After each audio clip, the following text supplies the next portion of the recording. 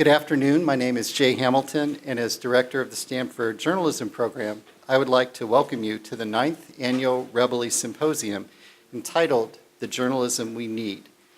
The 8 presenting panelists who came here today from 6 countries all have something in common.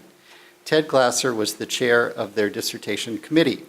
We're here today in part to celebrate the teaching and research of Ted Glasser, who is Professor Emeritus in the Department of Communication.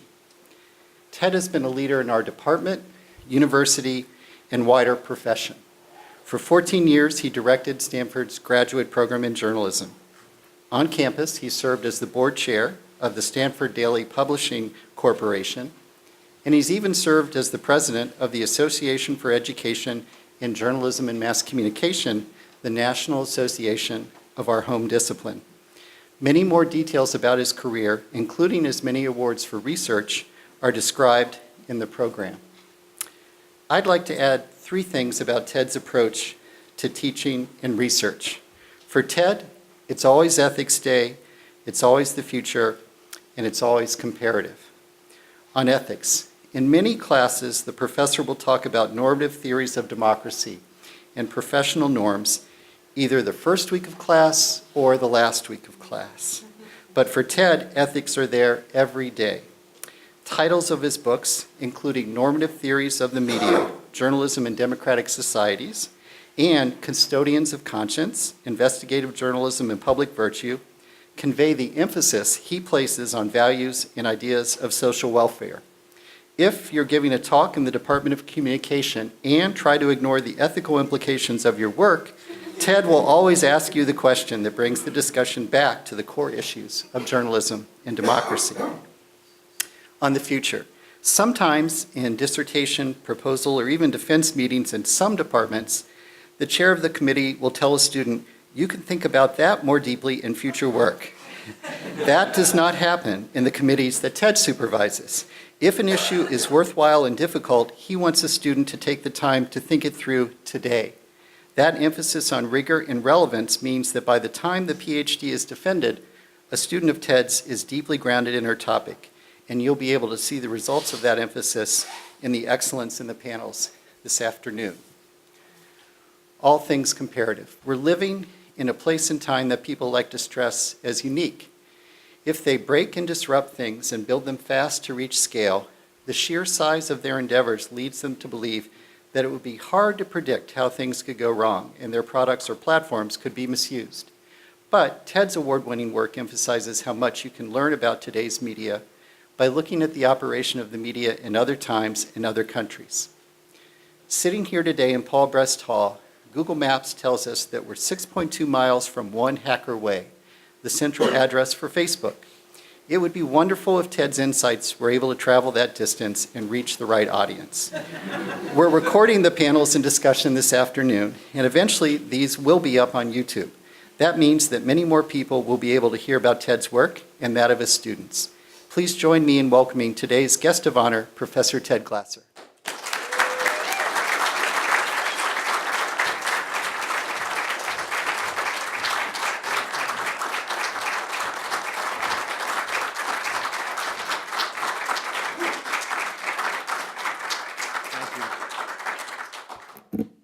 Fit on an index card, so it won't take too long. I wanted to start by thanking a few people, beginning with Fred Turner, department chair, who suggested we do something like this, and I appreciate that very much. I want to also thank Jay for overseeing putting this together, Anita Varma down here, who did what she does best, make things happen, and Mark Dezzuti. Where's Mark? Probably outside working, who just put up with one detail after another. Those of you who put anything like this together knows what's involved, and Mark really did hit a home run again. This is described as a celebration of my work and the work of my students, but it's really the latter. It's the work of my students, and it's an important distinction. I think disciplines grow, they become more invigorated, they become more sophisticated when students outperform their advisors. And that's certainly the case in this instance. The 8 people you hear from are doing remarkable work. You take a look at their biographies in the program, It's an incredible set of accomplishments. I think 5 of the 8 have new books coming out just this year. And in many cases, it's on top of books that have already come out. So I think you're going to be in for a very stimulating set of discussions. It's difficult for me to describe what these folks have in common, except to say that their research is characteristically normatively fulsome and empirically rigorous, which is an important combination.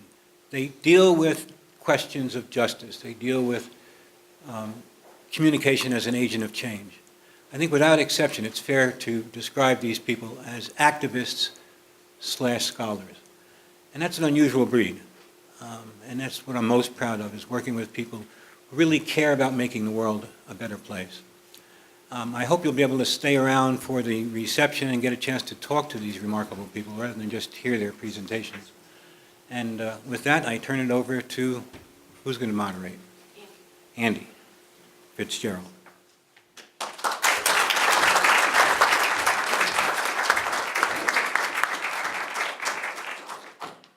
Good afternoon. It is my pleasure to introduce our first panel on journalism and justice, featuring Cherian George, Seeta Gangadharan, Francis Lee, and Isabel Awad.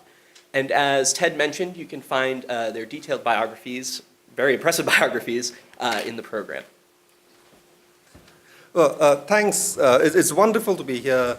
I want to echo Ted's thanks to Fred, Jay, and the others in the department who made this happen. This is a remarkable reunion, and I'm delighted to be part of it. There are professors who teach their students what to think. There are others who tell their students how to pursue communication research. I think Ted is a kind of professor who showed me why the life of the mind is worth pursuing, and for that I'll always be grateful. I have one apprehension about being here, which is precisely goes to what Ted mentioned. My fear is that you will judge Ted by what you're about to hear, which would be a huge injustice to him. So I hope you will assure me that you will not fall into that trap. And with that caveat, let me proceed by talking a little bit about my own research. So in the past 5 years or so, much of my research has focused on the global problem of rising religious intolerance as a threat to human rights, including the freedom of expression. In my 2016 book, Hate Spin, insert shameless plug here. Oh, I'm sorry, I wasn't supposed to read that out. In this book, I studied the hate propaganda of right-wing groups in the world's 3 largest democracies, India, the United States, and Indonesia. I argued first that sustained and large-scale episodes of intolerance and hate are never the spontaneous outcome of irreconcilable tribal or civilizational differences, but are always orchestrated by political opportunists for whom us and them identity politics is an irresistibly effective mobilizational tool. Second, in many democracies, we are witnessing a clash within civilizations between the civic nationalism on which their constitutional orders were built and resurgent ethno and religious nationalisms, between the rule of law and the rule of identity, if you will. Third, to secure the conditions for peaceful and just coexistence within diverse societies in the face of hate campaigns, we need intelligent interventions by the state, civil society, and the media. In keeping with the theme of this event, I'll focus here on the media's role. I'm going to ignore the likes of Breitbart or Fox News in the US, those media that are promoting intolerance with actual malice or with reckless disregard for civic values, because that would be as intellectually stimulating as asking whether Philip Morris has anything to do with tobacco deaths. Let's instead address the journalists who sincerely want to be part of the solution, journalists who are committed to the public interest and want to help build inclusive and liberal democracies. I'll confine myself to three broad points. First, journalists need to understand how hate propaganda actually works. At an interpersonal level, we know racist speech when we see it, but it's a mistake to think that industrial strength hate campaigns that are subverting democracies around the world, attacking immigrants and minorities, for example, simply amount to racist speech with a megaphone and a bigger audience. When journalists make this mistake, they obsess over the question of whether an off-color utterance by a president counts as racist or not, as if the answer is negative, that is, what he said was not technically racist, there's no problem. But that's simply not how hate propaganda works. What we are dealing with is far more sophisticated and complex. The work of hate propaganda is distributed across a movement that includes political leaders, local and national, religious and community leaders, political parties and activist groups, think tanks and funding organizations, and so on, each contributing a small part to the campaign, from explicit agitation to dog whistles and even pseudo-academic research outputs. There's a division of labor such that the most prominent leaders can make an impact without indulging in explicitly hateful speech, giving them plausible deniability. When we understand this, it's clear that just as we investigate corruption by following the money, we need to track hate campaigns systematically to expose whose interests are ultimately being served, who's doing the dirty work, and who's laundering the bigotry to conceal its source. In other words, follow the hate. Second, we need to reflect on why some segments of the public are drawn to bigoted, divisive viewpoints in the first place, even when it means rejecting facts. Part of the answer is being provided by the mounting body of research in the behavioral sciences, explaining people's psychological preferences for information that either confirms their own biases or that protects their identity, for example. But there may be another explanation. Perhaps media and other elite institutions that we consider trustworthy have betrayed the trust of many citizens over too long a period. Yes, by mastering rigorous processes such as professional journalistic routines, there are media that have become quite skilled at finding answers. But they may not be as good at identifying questions.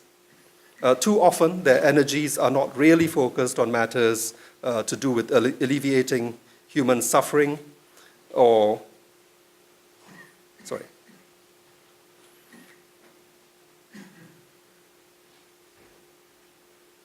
at alleviating human suffering or contributing to social justice. In most countries, elite media have done a much better job at telling us about the new features of the latest iPhone and the ups and downs of the Dow Jones Index,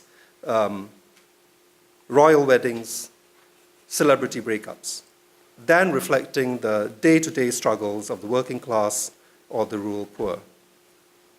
If the so-called truths that the media routinely serves up are so removed from the lived experience of millions of citizens, is it really so irrational for people to opt for a post-truth world?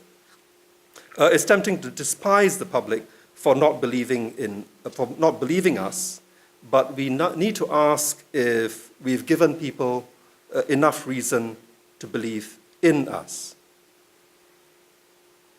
Third, we should ask ourselves whether we, not just journalists, but also educators, could do more to shore up the civic values on which democracy depends. When we observe debates around populist intolerance, you will often find defenders of bigotry and spokespersons for demagogues saying things like, the polls show that many people agree with us, or our side won the election, so there. They thus attempt to appropriate the democratic principle of majority rule to legitimize their attacks on constitutional rights. And this discursive strategy often works. It is alarming to see how often it discombobulates their opponents, including the journalists who are interviewing them.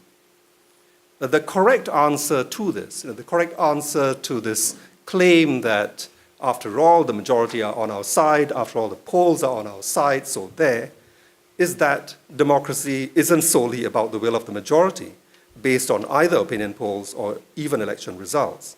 Popular sovereignty always has to be balanced with equal rights for every person, without which we will end up with tyranny, the tyranny of the majority. The moral legitimacy of the one person, one vote system is premised on the notion that all citizens have an equal right to participate. Undermining that right would make a mockery of whatever outcome emerges from electoral systems. Pushing this line that the majority isn't always right, that minority interests have to be protected, can be problematic for media. Defending minority rights against a dominant culture often requires media to tell their own audiences, their own readers and viewers, that they may be wrong, that in fact the customer is not always right. The very qualities that the public prizes when applied outward against government and big business, independence and moral courage in fighting for the weak, are resented when turned inwards against the majority community itself. Yet that is precisely what a plural democracy requires of the press when majoritarian forces threaten the human rights of religious minorities, immigrants, and other defenseless groups. It is hard enough to speak truth to power. It's harder still to speak truth to people power. Thank you.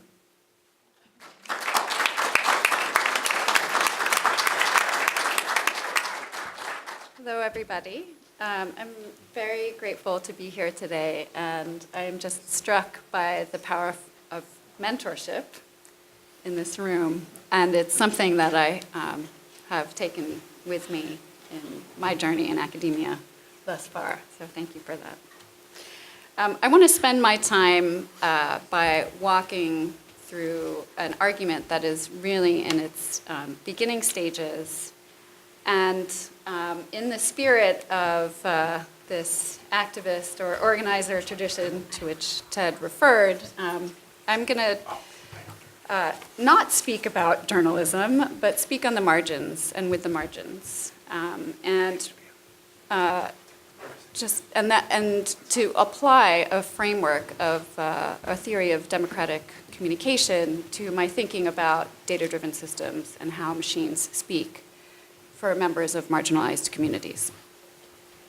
So I start with an affirmative theory of democratic communication, and one that emphasizes respect and recognition over and beyond a procedural set of safeguards for the right to speak and the right to information.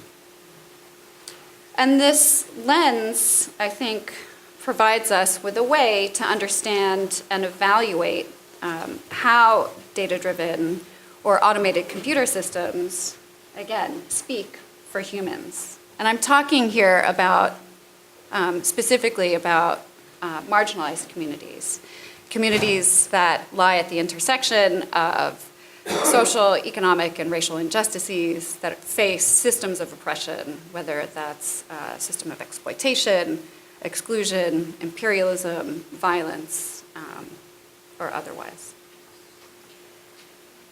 And this way of machines speaking for humans, I think, impedes people's ability to speak for themselves, right? And contributes to what abolitionist Hamid Khan refers to as feedback loops of injustice.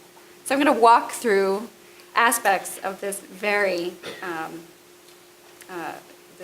sketched out argument. So I began thinking about machines who speak for the marginalized in relation to older debates on expression and action. The boundary between expression and action is the perennial object of debate in communication governance. And as Thomas Emerson and others have emphasized, it ties to considerations of social order, cohesion, and stability on the one hand, and to social unrest, transformation, and change on the other, including for those whose rights remain unfulfilled or unrealized. These kinds of debates about the acceptability of an expressive provocation are the stuff of which counterpublics are made. For individuals and collectivities that lack participatory parity or lack access to mainstream centers of decision-making, the boundary between expression and action exists to be pushed and provoked as a means to interrupt common sense, build understanding and empathy, achieve dignified recognition and equal rights, and give people a choice, in the words of Amartya Sen, to lead the lives they have reason to value. But something has changed in our expressive environments. Increasingly in the United States, data-driven systems are becoming embedded in the institutions that govern the lives of marginalized people.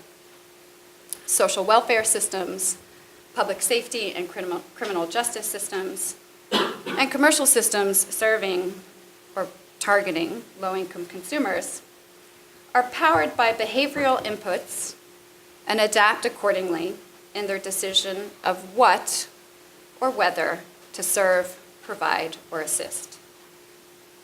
As John Gilliam detailed in his book, Overseers of the Poor, the use of data collection and computerization of the welfare system began in the 70s and continued throughout the 80s as a means to shrinking the welfare state.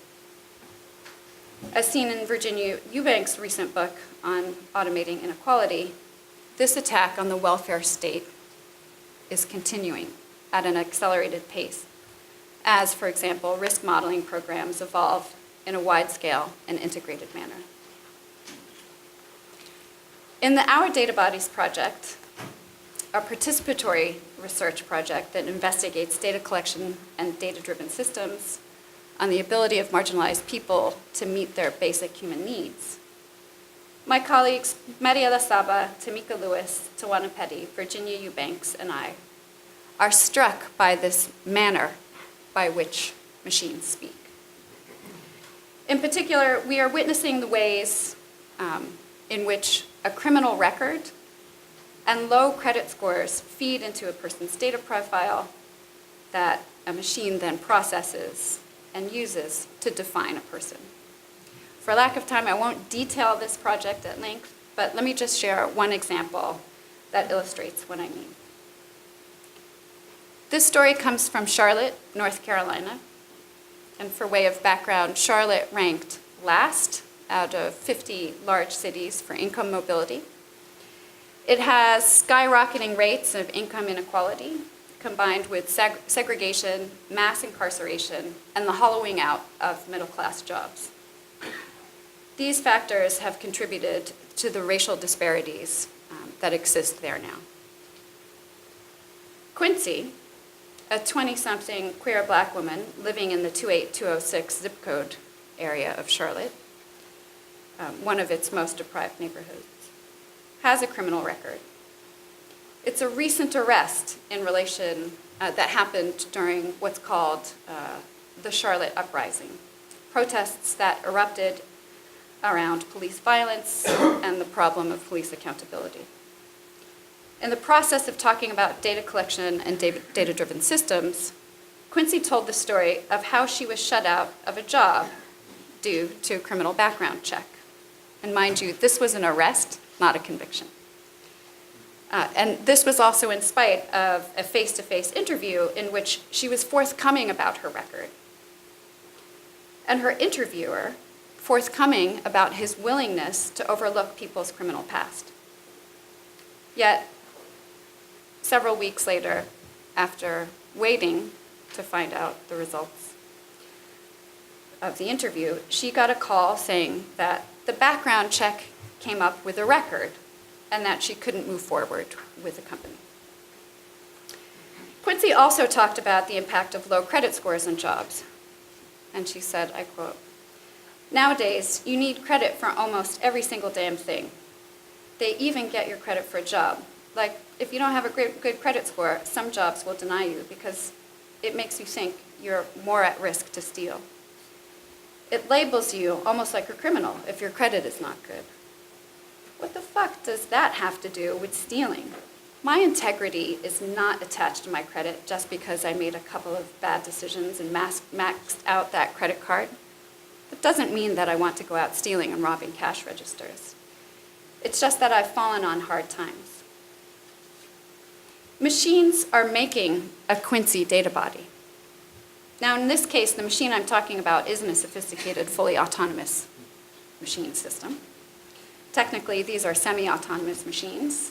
The administrator, or recruiter, or other individual making a final determination about how to interact with Quincy is nonetheless relying on machine expression. These are machines. They speak for Quincy in ways that are path-determining, not self-determining. Machines that speak for Quincy in spite of Quincy, in spite of her desire or ability to contextualize what factored into her civil disobedience and subsequent arrest, or to her falling late on credit card payments. A machine that speaks for Quincy in ways that don't fully represent her or allow her to narrate her life history. In this condition, Quincy feels stuck and scared.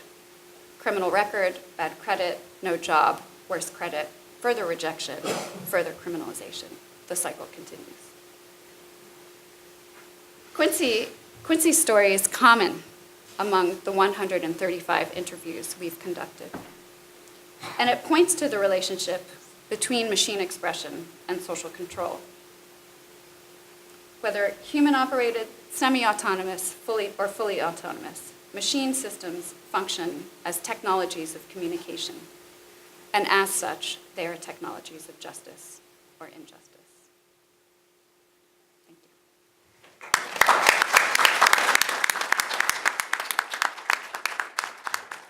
Good afternoon, everyone. I'm Francis Lee. I'm very glad to be here. Again, just follow Seeta and Cherian. Let me say one thing about TED before I start. Of all the things that TED has ever said to me, one thing that stuck with me over so many years, it was before the oral defense of my dissertation. And I was kind of running by TED about what I'm going to say. Okay, and TED said one thing at some point, saying, "Francis, you know, people are not interested in what you find. People are interested in what you will say based on what you find." And that stuck with me for all these years. That line, for me, tells me something about what research is. And I do believe that line has a lot of implications about the relationship between research and the public, the researcher and the audience, and or I should say the researcher with a diverse body of audience. And I remember that line very, very well, also partly because that is the line that I have repeated to my own students over the past 10, 15 years when I became a teacher. I'm trying to pass on some of the good wisdom from TED. Okay, hope it helps the world. I don't know. Anyway, so my own sharing today would be about a kind of a project that I have been working on in the past 8 or 10 years already, on and off. It's not a very, I didn't really focus on it very, very much, but work on it. It's about collective memory about the Tiananmen incident back in 1999. How Hong Kong people remember that. Okay, it's not exactly a journalism study. It's the intersection between collective memory studies and social movement.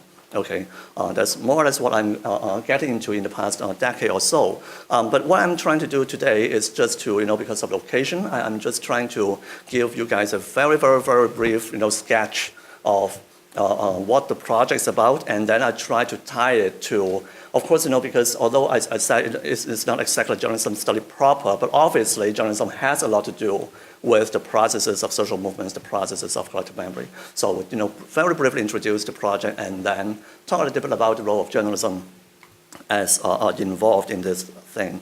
So the background of the project is just the continual commemoration of the Tiananmen Square crackdown back in 1989 by Hong Kong people. There is a very sharp contrast between Hong Kong and mainland China. In mainland China, it's a taboo, is totally suppressed, to the extent that, in fact, if you talk to like 20-year-old mainland Chinese these days, many of them did not even know what it was.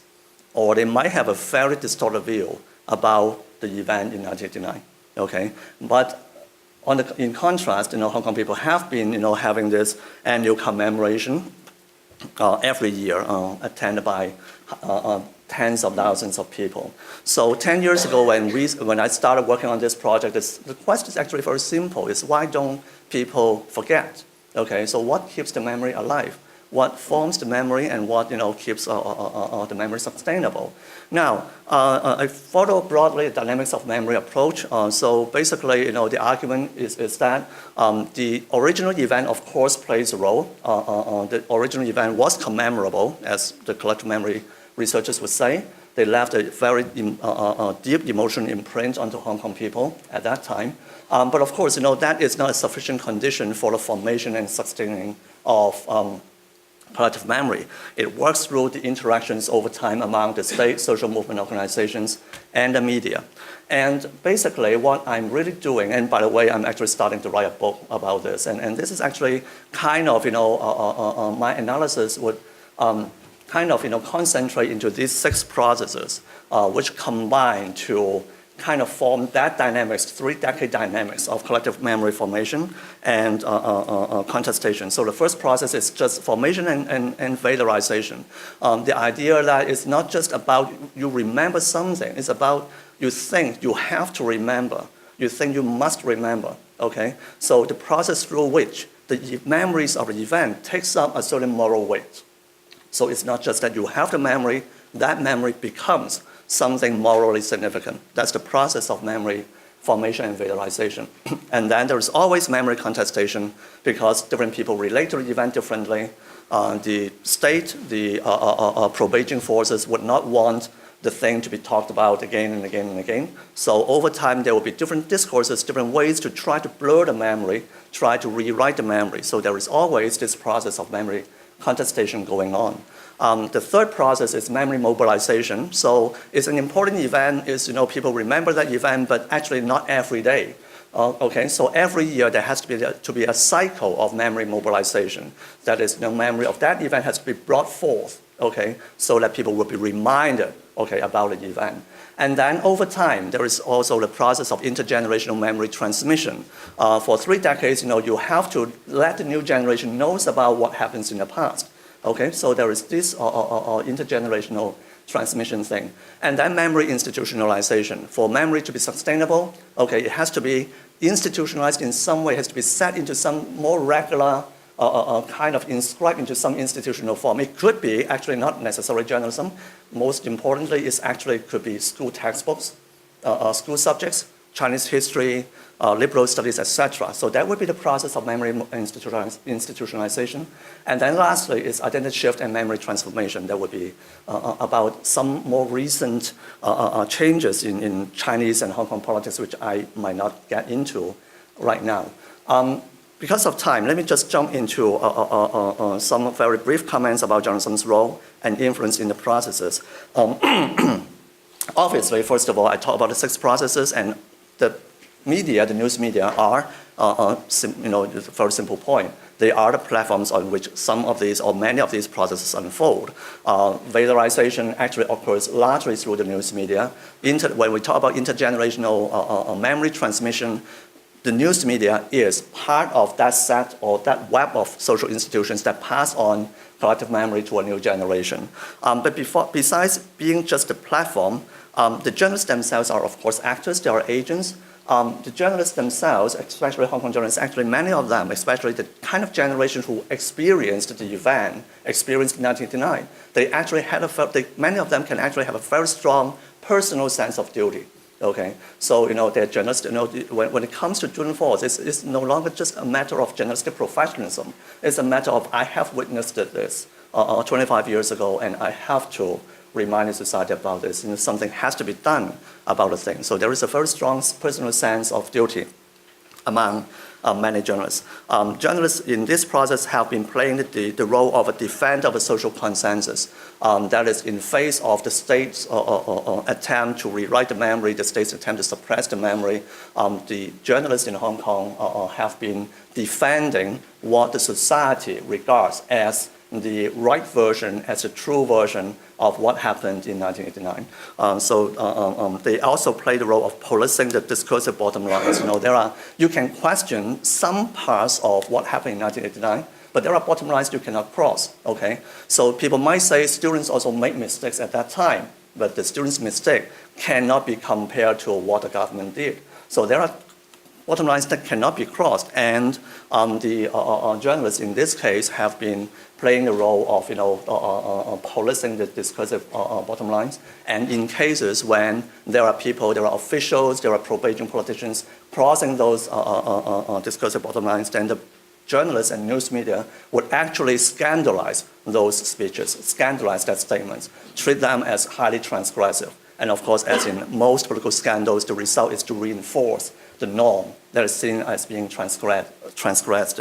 And ultimately, there is a kind of a mutual empowerment relationship between journalism and collective memory. So journalism is defending that collective memory, but that collective memory is actually also empowering journalism, okay, empowering the news media in face of state power. Okay, there is something that you cannot deny, there is something that you cannot forget. And the last point is custodians of conscience. I have to admit, until the last 72 hours when I started preparing this, I haven't actually thought of tying this study to that title of textbook. Okay, but once I came to think about it, I think it's indeed the case. It's indeed what if I have to talk about journalism's role in this whole process of collective remembering of Tiananmen in Hong Kong, then maybe that phrase is actually a very, very good and apt summary of what journalists there are really doing. Whether and how society and its journalism talks about certain past events signifies the moral principles the society and its journalism upholds. So when Ted wrote that book, it was about investigative journalism, but I think, obviously, journalists play that role of the custodians of conscience in many, many different ways. So on this note, I end my talk. Thanks.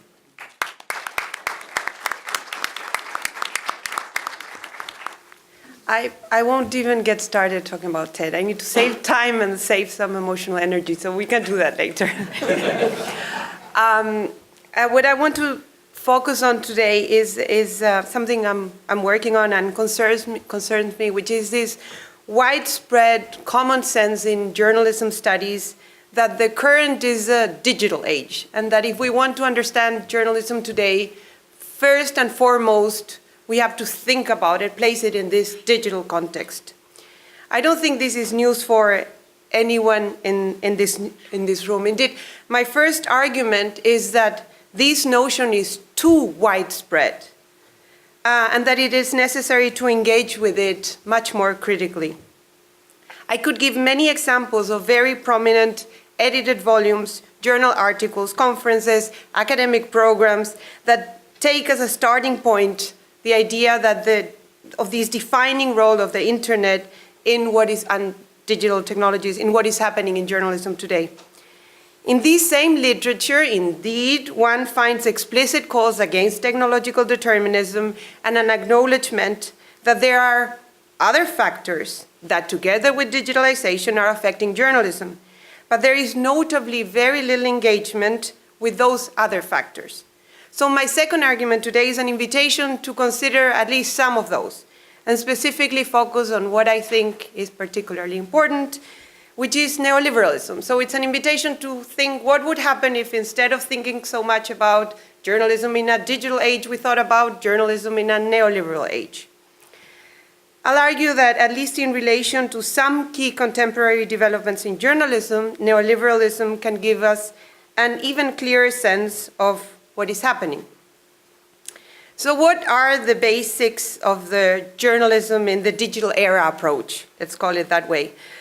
There's first, and I think this is not news for anyone, an overwhelming sense of crisis, usually predicated on changes in the newspaper journalism, And the idea, again, very common to everyone, I think, is that the internet has irreversibly fractured or disrupted the industry's economic model, and that has led to the fragmentation of audiences, the terrible shrinking of advertisement income. In turn, this has led to decrease in news quality, increase in pseudo-news or propaganda-driven lies, directly right, what authors call deep personalization of news content, increasing precarity in journalistic work.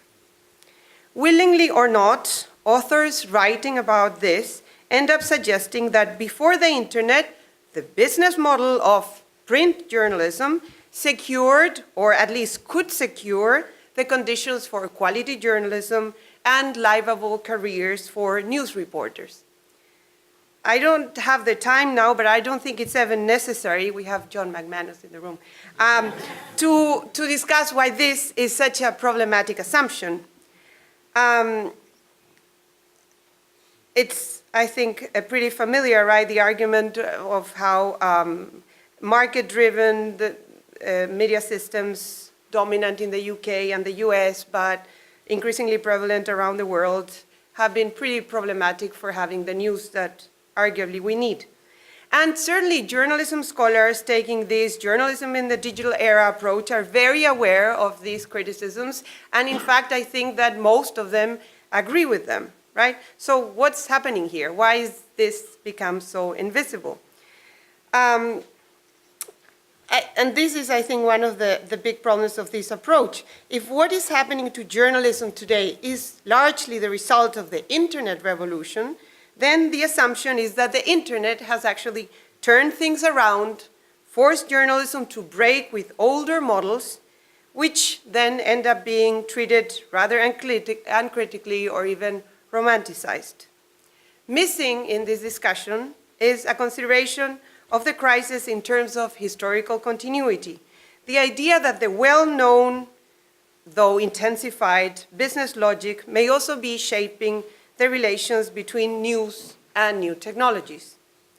That is one important downside of the journalism in the digital era approach, but there is more. Let's consider two closely related phenomena commonly seen as characteristic of the digital turn: innovation and entrepreneurship, or entrepreneurialism, sorry. As in a recent essay of Chris Crace, also alumni, and Brennan put it, most of the digital journalism literature treats innovation and entrepreneurship as normative values, and they criticize as values. These are quite problematic. They fit into an individualistic libertarian logic that dismisses power relations and tends to accept the supremacy of the market. Similarly, other authors underscore how entrepreneurial journalism education reinforces the predatory and precarious working conditions of journalism today. Maybe it will take some time for this. Let's be optimistic. It may be that we need some time for these critiques to sink in and have some impact in journalism education and elsewhere, but I'm not that optimistic.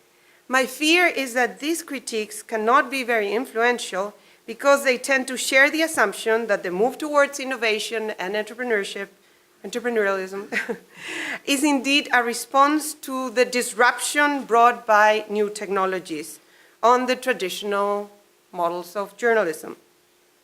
Thus, these critiques that can be easily dismissed as conservative, right? And this is an argument that also we see quite frequently in the literature, the idea that journalistic institutions have been simply reluctant to adapt to technological change and sort of, they are just too conservative. My point is that it is not enough to underscore the problems and limitations of innovation and entrepreneurialism. It is also necessary to reflect on how they are not, or not simply, the consequences of digitalization. Luckily, there is some pretty exceptional work pointing in this direction. In one of these articles, though rare, Nicole Cohen discusses entrepreneurial journalism as part of a neoliberal rather than a digital logic. She underscores how entrepreneurialism intensifies old problems. By undermining disruption narratives, Cohen opens an important space for the consideration of alternatives that would be different from just going back to old models. Specifically, she refers to alternatives that explicitly challenge neoliberal norms, such as, I'm quoting, a universal basic income or the ability for self-employed journalists to unionize and collectively bargain. The little room for these kind of arguments is another important downside of the journalism in the digital era approach. Finally, and very briefly, I want to refer to another set of developments in contemporary journalism, focusing largely on the changing relation between news and audiences. This covers a variety of issues. I cannot do justice to them now and maybe never, right? It includes ordinary citizens' growing distrust with the media and the proliferation of fake news, as well as the celebration and discussions on audience participation. All these issues are too frequently discussed as largely driven by digital technologies. Let me just suggest a few ways in which a neoliberal framework can give us new insights into these phenomena. First, let me clarify. Neoliberalism is not a new term. I'm not the one who is, for the first time or nothing like that, bringing it to journalism studies. However, it has been mostly conceived in economic terms as something imposed by the powerful on the less powerful. And this understanding can be helpful, but it's incomplete. When I'm talking about neoliberalism today, I'm thinking about it in Foucauldian terms, as a political rationality that affects everyone, that privileges efficiency and competitiveness, enterprise and responsible autonomy. It affects how individuals conduct themselves and their relations with others. Specifically, it moves us in ways to conduct ourselves and our relations with others in business-like ways, right? And we all know how important are media in business-like competition and branding. Thus, we can expect individuals in neoliberal societies to be actively, constantly engaging in branding and promotional relations through the media. What this entails for the relationship between journalism and ordinary citizens is notably absent from journalism scholarship.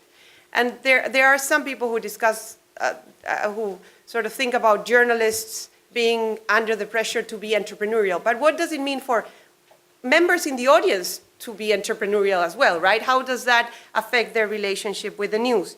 Let's think, for example, if we are all compelled to promote ourselves, why and to what extent can we trust communication from others?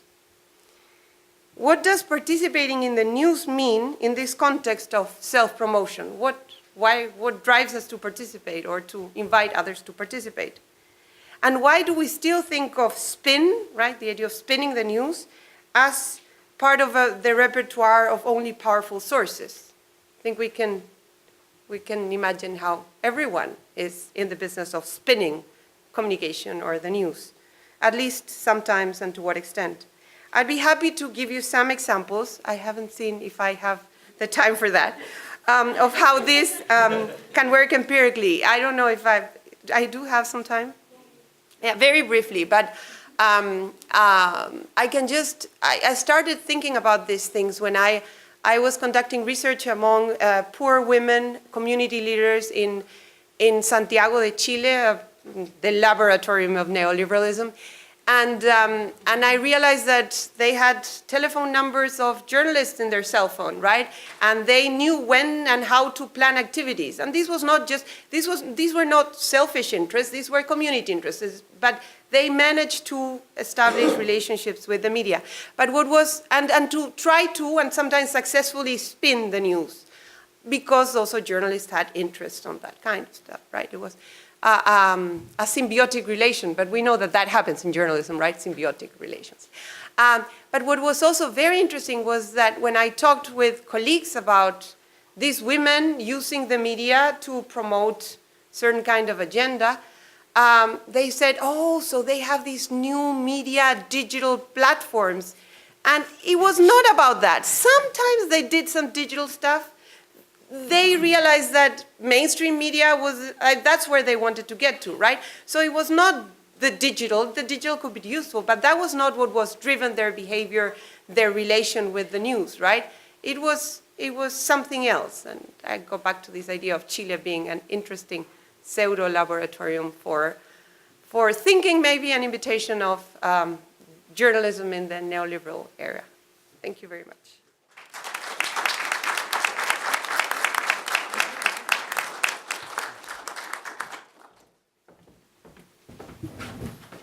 Hello, everybody. I'm Andreas Casaneves, and we'd like to open it up to Q&A. We have a microphone over there if you want to get started.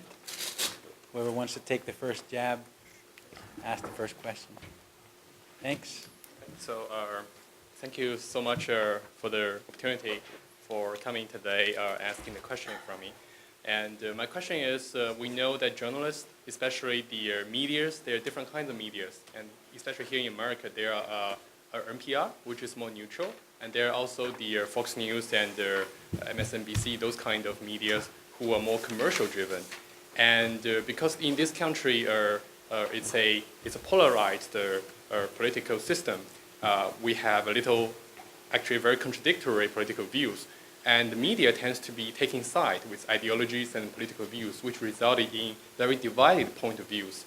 And only 10% of the population is covered by NPR, and the rest, a lot, was covered by those commercial medias. And that also resulted in a very divided societies. So are you concerned with the fact that those commercial-driven medias having a less neutral point of view, especially over the past decades? And do you see some kind of censorship or some kind of guidance along the way? Because we don't want to end up in a society where we have a lot of information, but they are not neutral. Thank you.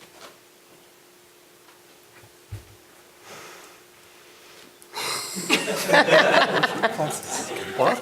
Why me? Why not?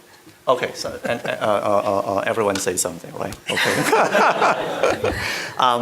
Wow. I don't. I come from a context where over time I start to put less and less emphasis on the word neutrality. Of course, every country's context is very different. I guess when you are in a context where you have I guess in the United States you have two sides, and the system more or less what you can presume the two sides as more or less equally powerful. Okay, right? Okay, and then they compete in democratic election. I come from a context where there are two sides and they are not equally powerful. And the inequality in power is actually rather extreme. So I guess there is a problem, and as we all know, I mean, we are journalism scholars, journalism students. We know that things like objectivity and neutrality have their own social context. There are reasons why journalism of a certain society come to think that neutrality or objectivity is very important. But of course, I do have to say, I think in my understanding, people all over the world are facing more or less the same problem, polarization. But I guess, in some places the problem might not, or the solution might not be neutrality. Yeah, I think we have to. I always believe that we have to rework some of these terms. What exactly can that mean? What exactly can neutrality means when especially as I said, from the kind of context I'm from. So I do prefer. I do think that having a diverse point of view is extremely important. Having different types of media is extremely important, and I think for me is also over the years also tend to believe that it's not just journalism after all. Journalism does things within a society, and if education does not work, If a lot of other things does not work, then I don't see how journalism can cure the disease. Yeah, so that's my response.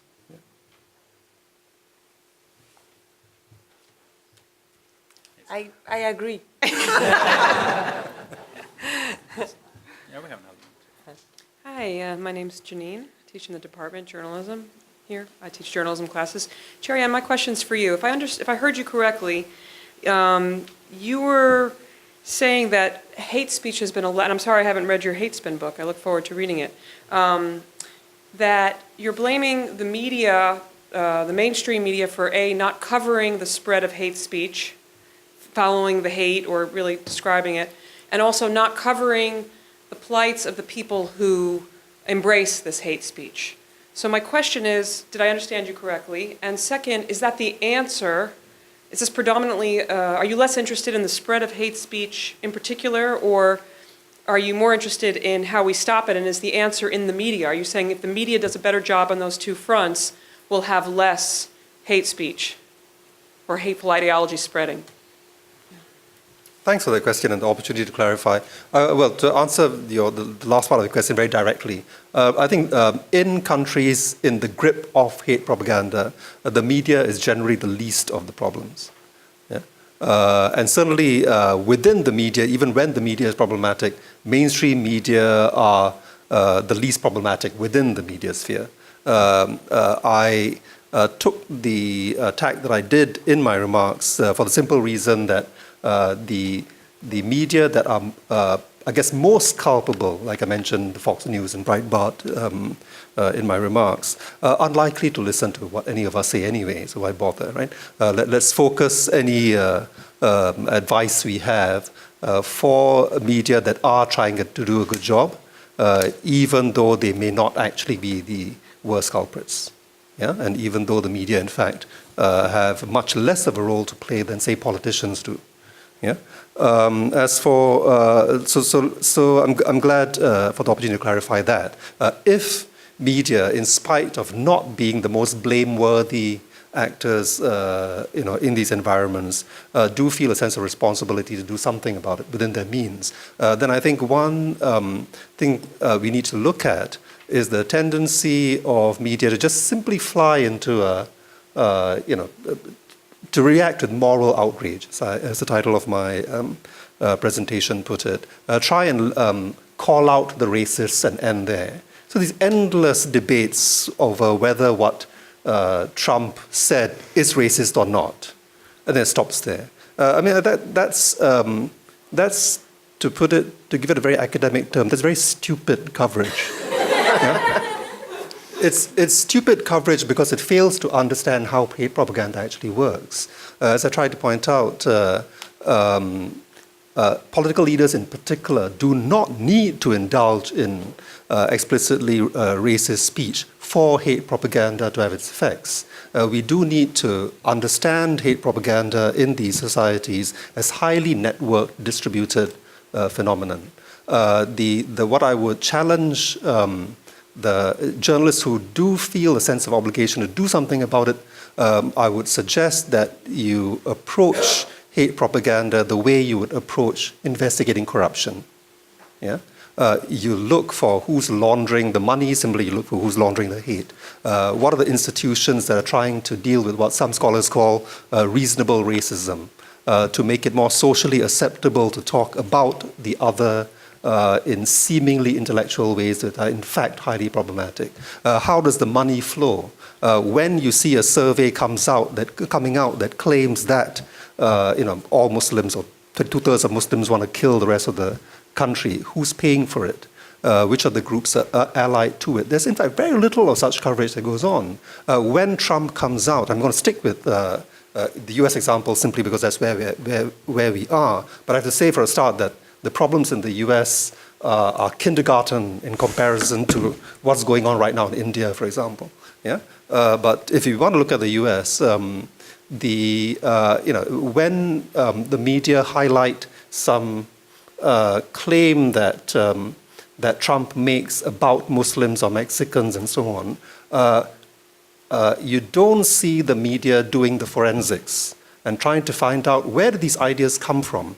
And it's not difficult to find the forensics because what the US has that many other societies don't is extremely good hate watch groups like the Southern Poverty Law Center and so on, who will do the analysis and will tell you, look, these are the advisors to Trump that are feeding him this. This latest claim by Trump comes from a report that this hate group rolled out 10 months ago. This is how the information flowed. Where is the media coverage on that? And I think it's important to provide media coverage on that because it reveals the politics behind the spin. This isn't just some,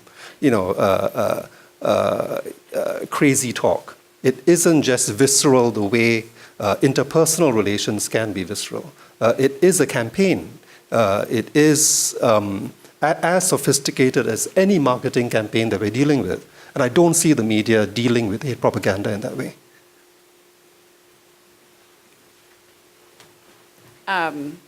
So I wanted to ask Isabel a question. And partly because in my own research, which is not related to journalism, but which thinks about the role of the state in providing for people. I was just wondering, in your sort of attempt to refocus the debate on journalism and your emphasis on a neoliberal analysis, what is the implication for the state and or the ways in which, the ways in which what you're offering is a critique of neoliberalism and its manifestation in journalism. But I'm just wondering, do you have a sense of where and how journalism should develop further within that critique? Sorry, that was a very winding question, so let me try and rephrase that. What I'm interested in knowing is, in your critique, what is the solution or, way of thinking around neoliberal kind of control and this sense of, personalization or responsibilization? Yeah, I'll try. And maybe just in relation to the example that you gave. Yeah, first, I want to quote Francis, right? I'm not very optimistic, and I don't think journalism can resolve the problems we are going through. But I think going back to the first question, I don't know if it's a student, but who asked the first question talked about NPR. I don't think NPR is neutral, but I think NPR is doing a better job, right? And has been doing a better job for a long while, and NPR is public media, not very well funded, right? I think that, and it's just a classic argument. I'm going back to Glasser, I don't know, 19-something with this, I think, right? I mean, it's just a classic, but one of this, it's to rethink public media a little bit, right? Instead of, and it's an old argument, but maybe we need a reminder, right? I mean, I don't think entrepreneurial journalism and innovation in journalism will certainly be a solution. I really don't think that, right? So that's an easy classic answer. I'm not very optimistic by nature, but I do think that in the case where I was doing research in Chile, there was one of these unique situations in which these community leaders were turning neoliberalism upside down, and they were using the techniques of neoliberalism. I call it, but it's a neoliberal probably way of academic thing to do, to call it the marketing of misery. They were exploiting their own misery unconsciously. They were saying it's okay. I'm willing to be stigmatized even further, and I'm going to open my doors to cameras that will show the terrible conditions under which we live. But in turn, what they were asking for were public subsidies for better housing, and they managed. And so it's because the literature does talk about the fissures of neoliberalism and the use of neoliberalism to turn it around and stuff. For that, I think exceptionally it can work. The problem is that in this neoliberal logic, it's a competition. So that community won, but at the same time, many others were losing, right? So it's tricky in that sense. Sorry, that's for now. Yeah, please go ahead. Hi, Suzanne Bowen, class of '98. Seeta, we've all known that credit scores and criminal records slow people, hinder, moving up the ladder. But you really brought it into clear relief. The question I have is: you are studying the impacts of data collection and data-driven systems on individuals. What are some of the policy solutions that you're coming up with? Like, there's ban the box, of course, that's one, but are there others that we may not be aware of? Thank you for that question. I think so it's a complicated question, and I think it partly connects to what Cherian was saying earlier, right? Like, the thing that we focus on might not be the place where we decide that we need to spend our attention, or we decide we have to fix that. So, with that said, I think there are a lot of questions about the governance or data governance more broadly, and thinking about when and how we insert a critical perspective and a contextual and historical perspective into both the deployment or the simple decision to use certain kinds of systems in the welfare state or in criminal justice or otherwise. And I think what I'm trying to work through in using this framework of democratic communication is to actually think about not just fixing particular parts of a data-driven system, but thinking about when it's necessary to develop a sort of overarching sense of refusal, right, and rejection. And, that's like pie in the sky talk. But I worry that a lot of the conversation around governance of automated systems is starting to get into the weeds of, is a certain type of data processing fair or unfair? And I think it's missing some of the larger point that we're hearing in communities as we do these interviews, which is we don't actually want these systems. We don't want to resign ourselves to only being defined by a criminal record. And so, I think that's, again, like that's a pie in the sky wish, but there's something about thinking about how machines speak for us and the fact that maybe we don't want that to happen. And I think I'm trying to create a wedge or an opening for that kind of conversation to happen in light of the experiences that people have. Yeah, please.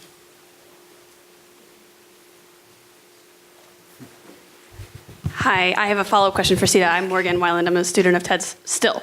So I'm curious, the invocation of speech is really interesting, and I like that the way you're using it flips a lot of the literature in law and a lot of the sort of arguments that are happening in law right now that uses the idea of machines or other automated systems as speaking to advance a sort of corporate expansionist definition of what the First Amendment is in a sort of neo-Lochner way, where the First Amendment is used, especially the speech clause, is used as a deregulatory tool. And so I'm curious if you're grappling with or confronting that literature and sort of flipping it on its head by saying, actually, machines speak in this other way that literature doesn't account for. I bring this up in part because I would not want someone to read your work and then use it as a sort of tool to continue this deregulatory project that we see happening, at least in the United States. Thanks. Yes. I think, I am hoping that we can frame this question and enter the conversation about data-driven systems and in a different way, right? And so I think part of what I'm trying to do is think about this concept of representation, I mean, broadly speaking, right? And if machines are speaking for us in ways that don't actually represent us, then that's a moment for pause, right? Especially as these systems become more embedded. I don't know if that effectively challenges, for example, this kind of intellectual property-driven, deregulatory perspective coming from the legal community to lock down these technologies. But maybe it will, right? And I think it's, broadly speaking, I think the work is trying to turn certain things on their head, right? And so not to resign, for example, to only thinking about fairness, accountability, and transparency, and not only thinking about corporate protection of speech or machine speech. Great, thanks. Let's have one last question from the audience. I can ask, but I'd rather have the audience. Please, yeah, please. Hi, I'm Josh, the outgoing digital editor at KLW in San Francisco. And in the discourse here this afternoon, I'm seeing a lot of, at least from the American and working journalist perspective, a lot of tension between journalism as a business and journalism as a civic or even charitable practice.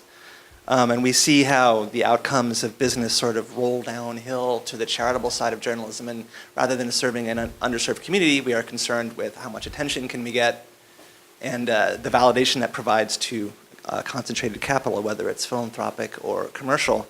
So I don't know if this is the right moment, but is there any prognostication or hope for how we can change the financing and practice of charitable and civic-minded journalism versus hot takes and making a business model out of radicalized positions like we see in a lot of the online publications today?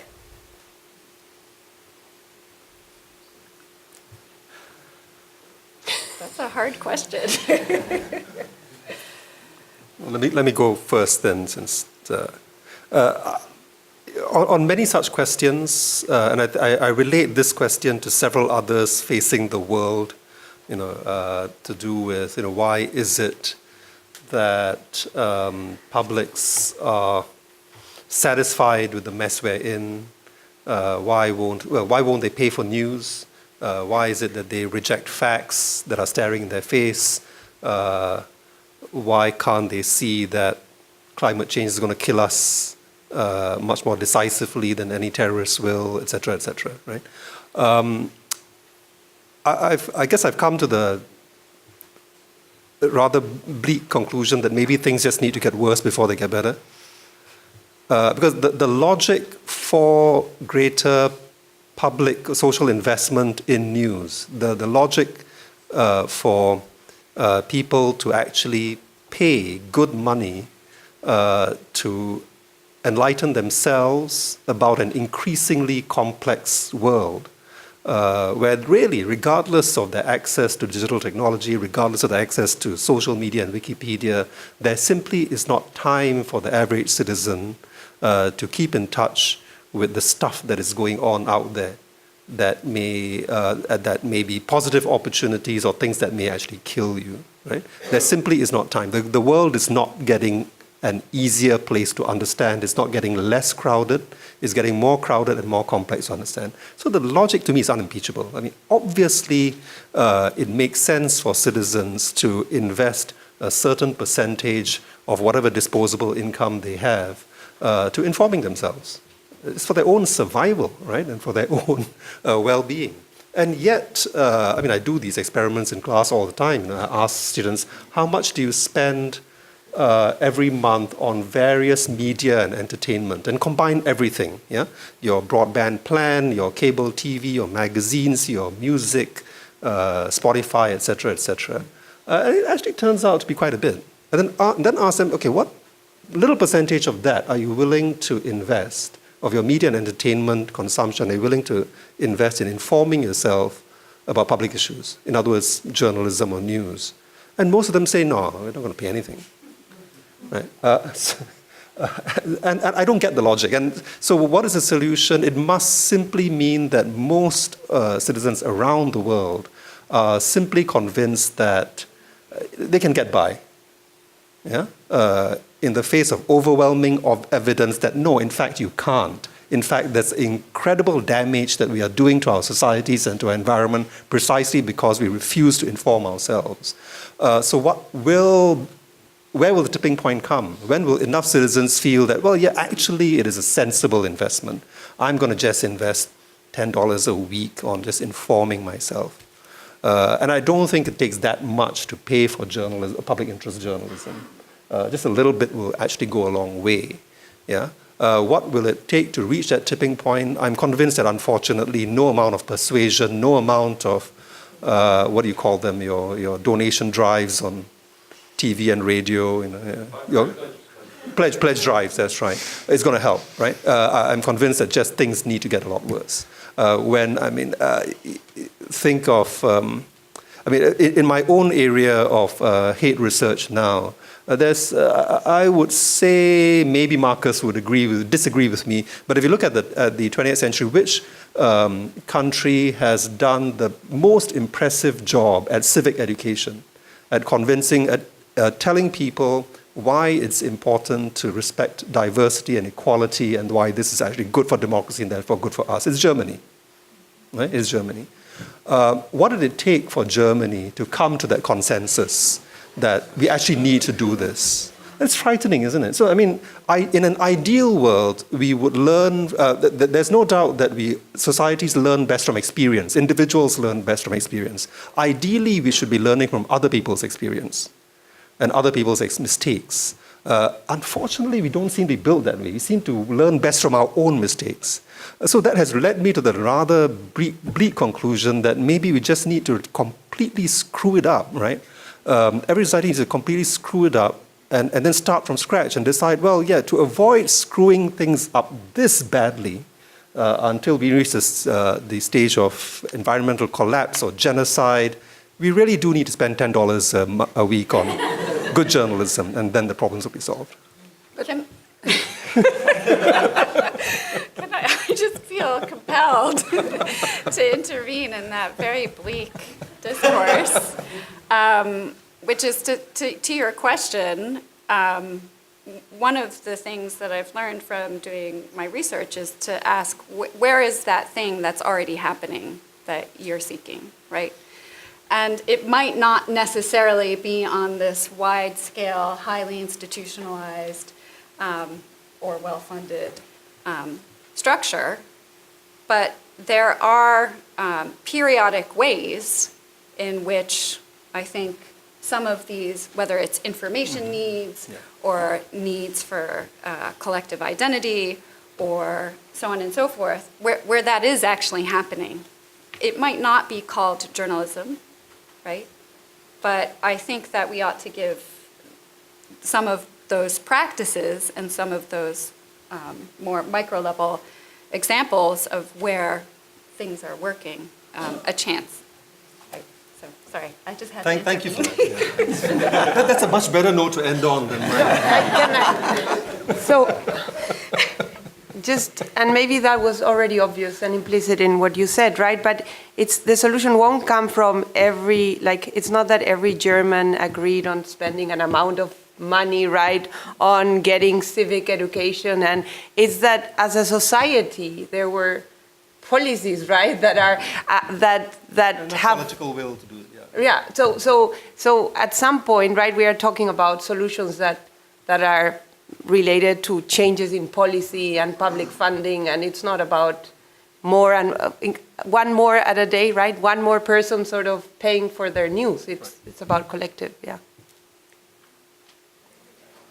Well, and to understand that I mean, yes, I'm better off if I do read the news, but I need the people around them to also do that, right? Because, yeah, it's not about doing better in the stock market, it's about building up a better society, right? Great. Thank you very much. Please join me.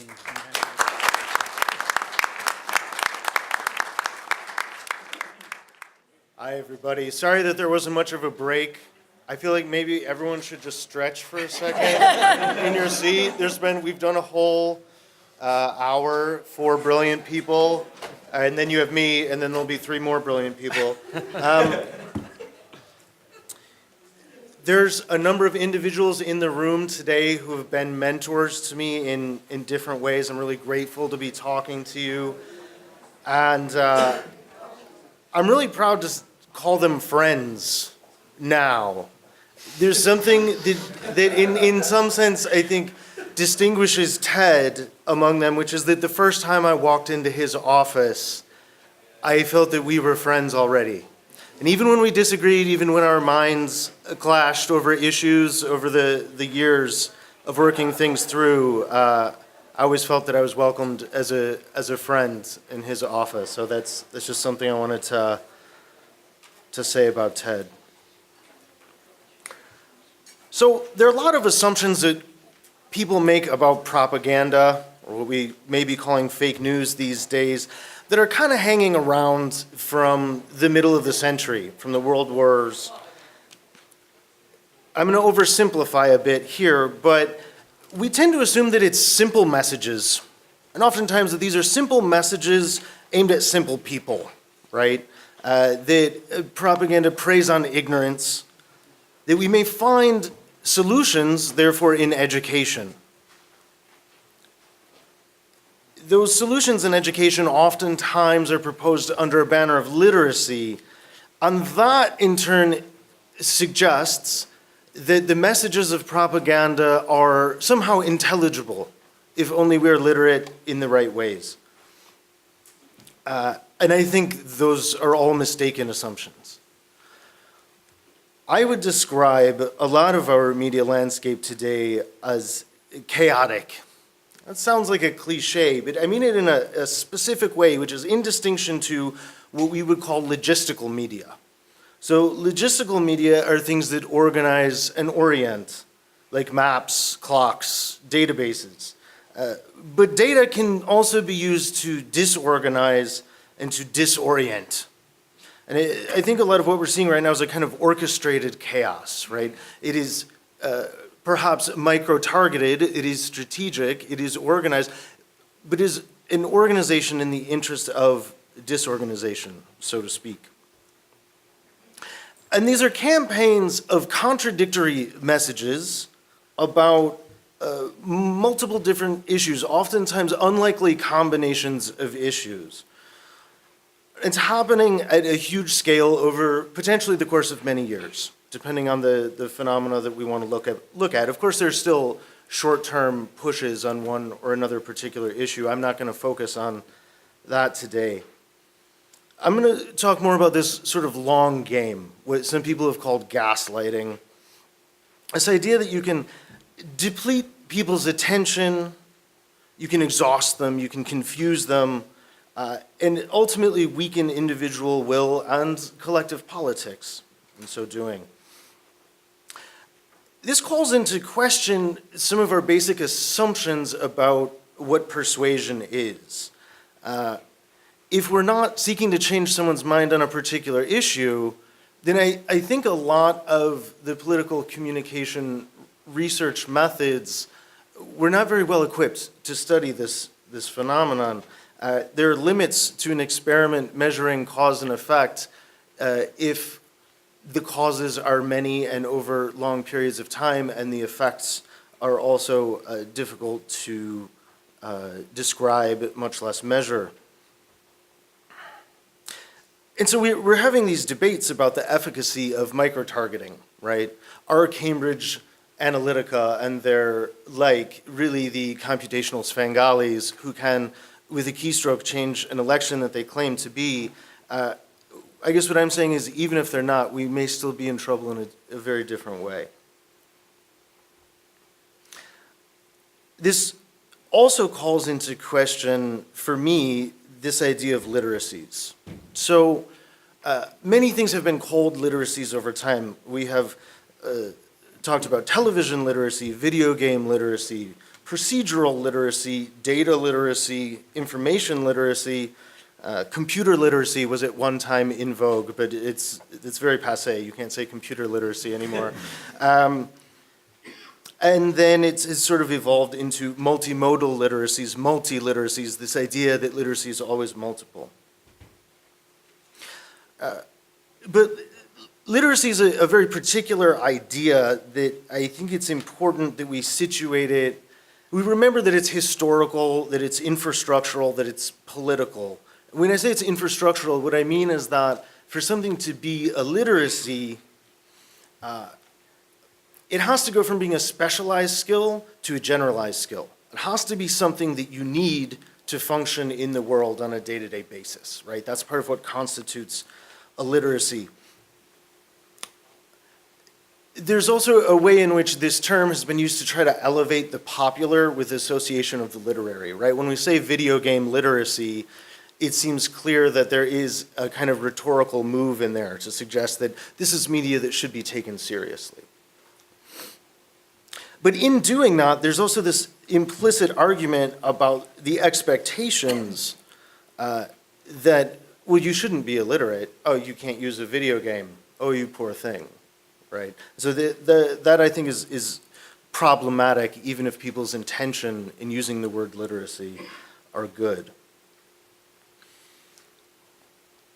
Increasingly, when we talk about media literacy, we're talking about new media.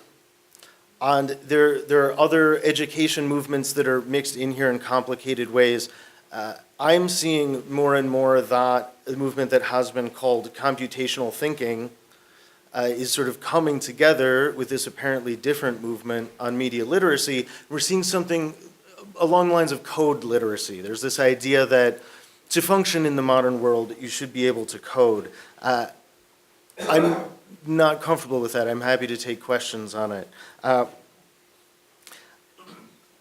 One issue, I think, is that if you teach close reading as a skill set for handling digital propaganda, it basically sets people up to fail. Either you can make sense of this undulating sea of nonsense that you face every day, or you can't make sense of it and are therefore illiterate, or you turn away and avoid making any judgments at all. This is, in some sense, this takes up things that were being discussed in the last panel, because it's basically a neoliberal phenomenon of blaming the individual for problems that we should, I think, instead think of as situated at the level of the system, right? If the system is designed in such a way, or functions in such a way, that average people cannot make sense of it, well, demanding that they make sense of it may not be fair or productive. I still think media literacy is really important. It may sound like I'm trying to bag the media literacy movement. In fact, I'm trying to protect it from outsized expectations that I think would be unfair. For a little context, there has been a history of principled resistance to literacy. So colonialists tried to introduce the Romanized script in Vietnam to quote unquote modernize the language. And Vietnamese people refused to learn it for a time. The French language was rejected in Vietnam and in Algeria and other places. In Germany, the Gastarbeiter, or migrant laborers, this is within the country, have refused to learn German to some extent because of the injustice that they face there, as a kind of a political resistance. And in the sign language community, there's a very particular example which is useful for thinking about technologies here, which is that they think of deafness as the birthright of silence and argue that there's a genocide being perpetrated against their culture by way of cochlear implants. I bring all this up just essentially to say that it's not always right or necessary to understand the world in other people's terms or in other people's media. So propaganda that is not designed to be understood, it seems unreasonable to ask people to understand it. This is especially true with machine-to-machine communication that we're seeing a lot. There are these networks of thousands and thousands of YouTube videos that are designed to game the algorithm. They're not even really meant for individual people to look at them. And when you get to that point, epistemology is in trouble, communication research is in trouble, there's no audience of a conventional kind, there's really nothing recognizable as knowledge. And I think news should be difficult topics, right? It's difficult perspective taking. We should face things that are hard to understand in news, but it shouldn't be impossible to understand. Instead of asking the impossible of individuals and hoping that they will devote their time to making sense of nonsense, I would hope that we can instead advocate for change to the systems in which those people are embedded, and that may be in the form of institutional reforms and perhaps public media systems that can welcome more different kinds of people on their own terms. Thank you.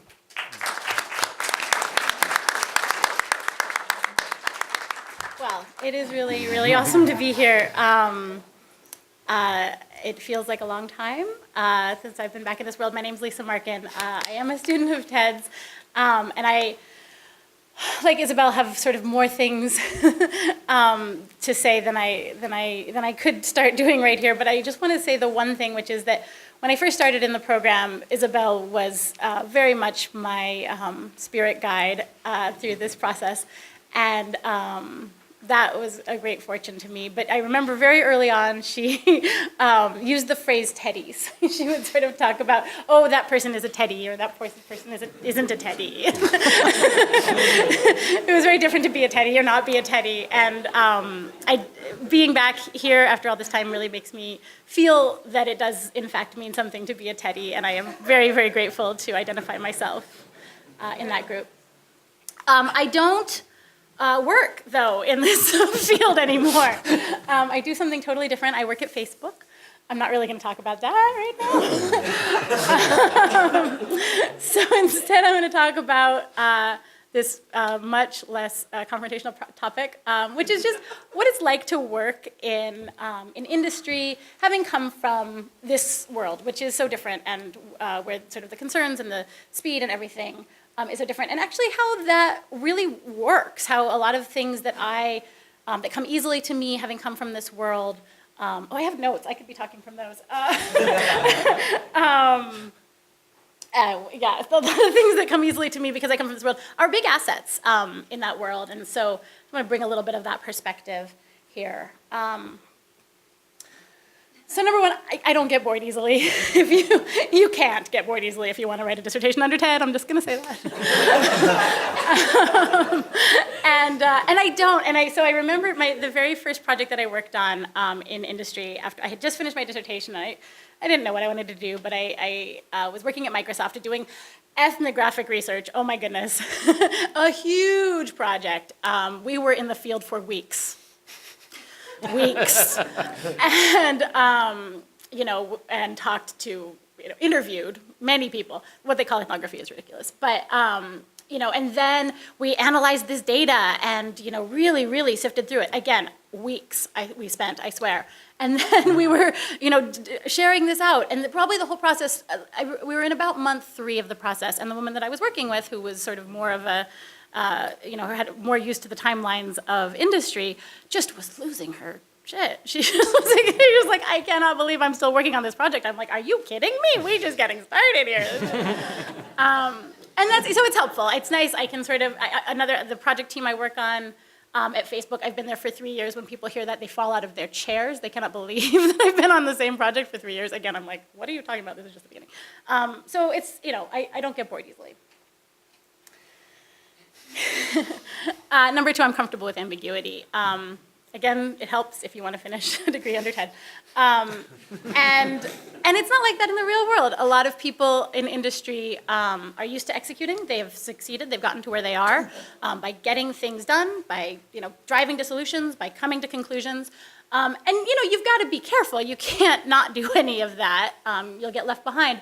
But it's also really powerful to be able to sort of be the force of not being terrified that we don't have an answer yet, and sort of help other people be at peace for a moment with the fact that maybe we don't know how to solve this problem yet, and maybe we can explore different options for a while and sit with that ambiguity. And that's again, a voice that is not heard very much, and it's an energy that doesn't come from a lot of people, and it's a way that I can really contribute. Similarly, I remember the big picture. I think that, again, in industry, it's very easy to really think that the thing that you're working on, the little aspect of our tool, the little thing, is the world. And that's, again, there's a lot of pressures in industry to sort of move you in that direction. But, when you've spent a long time, sort of, and your big question is sort of like, what is the nature of reality? What is the nature of truth? It's easy to not get lost in some of those smaller questions, and that's another thing that I can bring to the table. In my notes I said I spent the better part of my 30s thinking hard about questions that I think are the most important things in the world. It means that I rarely get confused and think that what I'm working on at Facebook is the most important thing in the world. And finally, I write well. Very few people in industry have had the opportunity to spend, again, the better part of a decade just writing, really just writing. And that's actually an incredible luxury that I have had. It's something that, I think they tell you that. They say, like, well, if you can write well, it's good, it helps you with anything. But it really does. I'm amazed. And the truth is I don't write that much in my day-to-day life.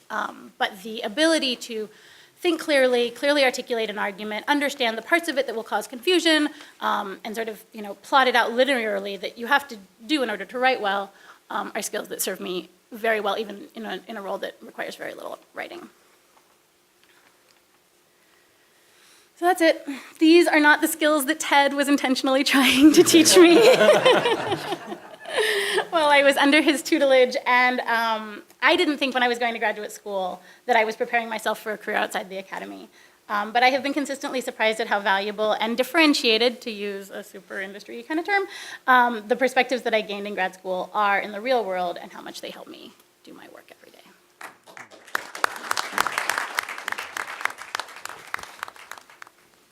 Good afternoon, or should I say good evening, and thank you very much for having me. I am the oldest of the Teddies. I have that distinction.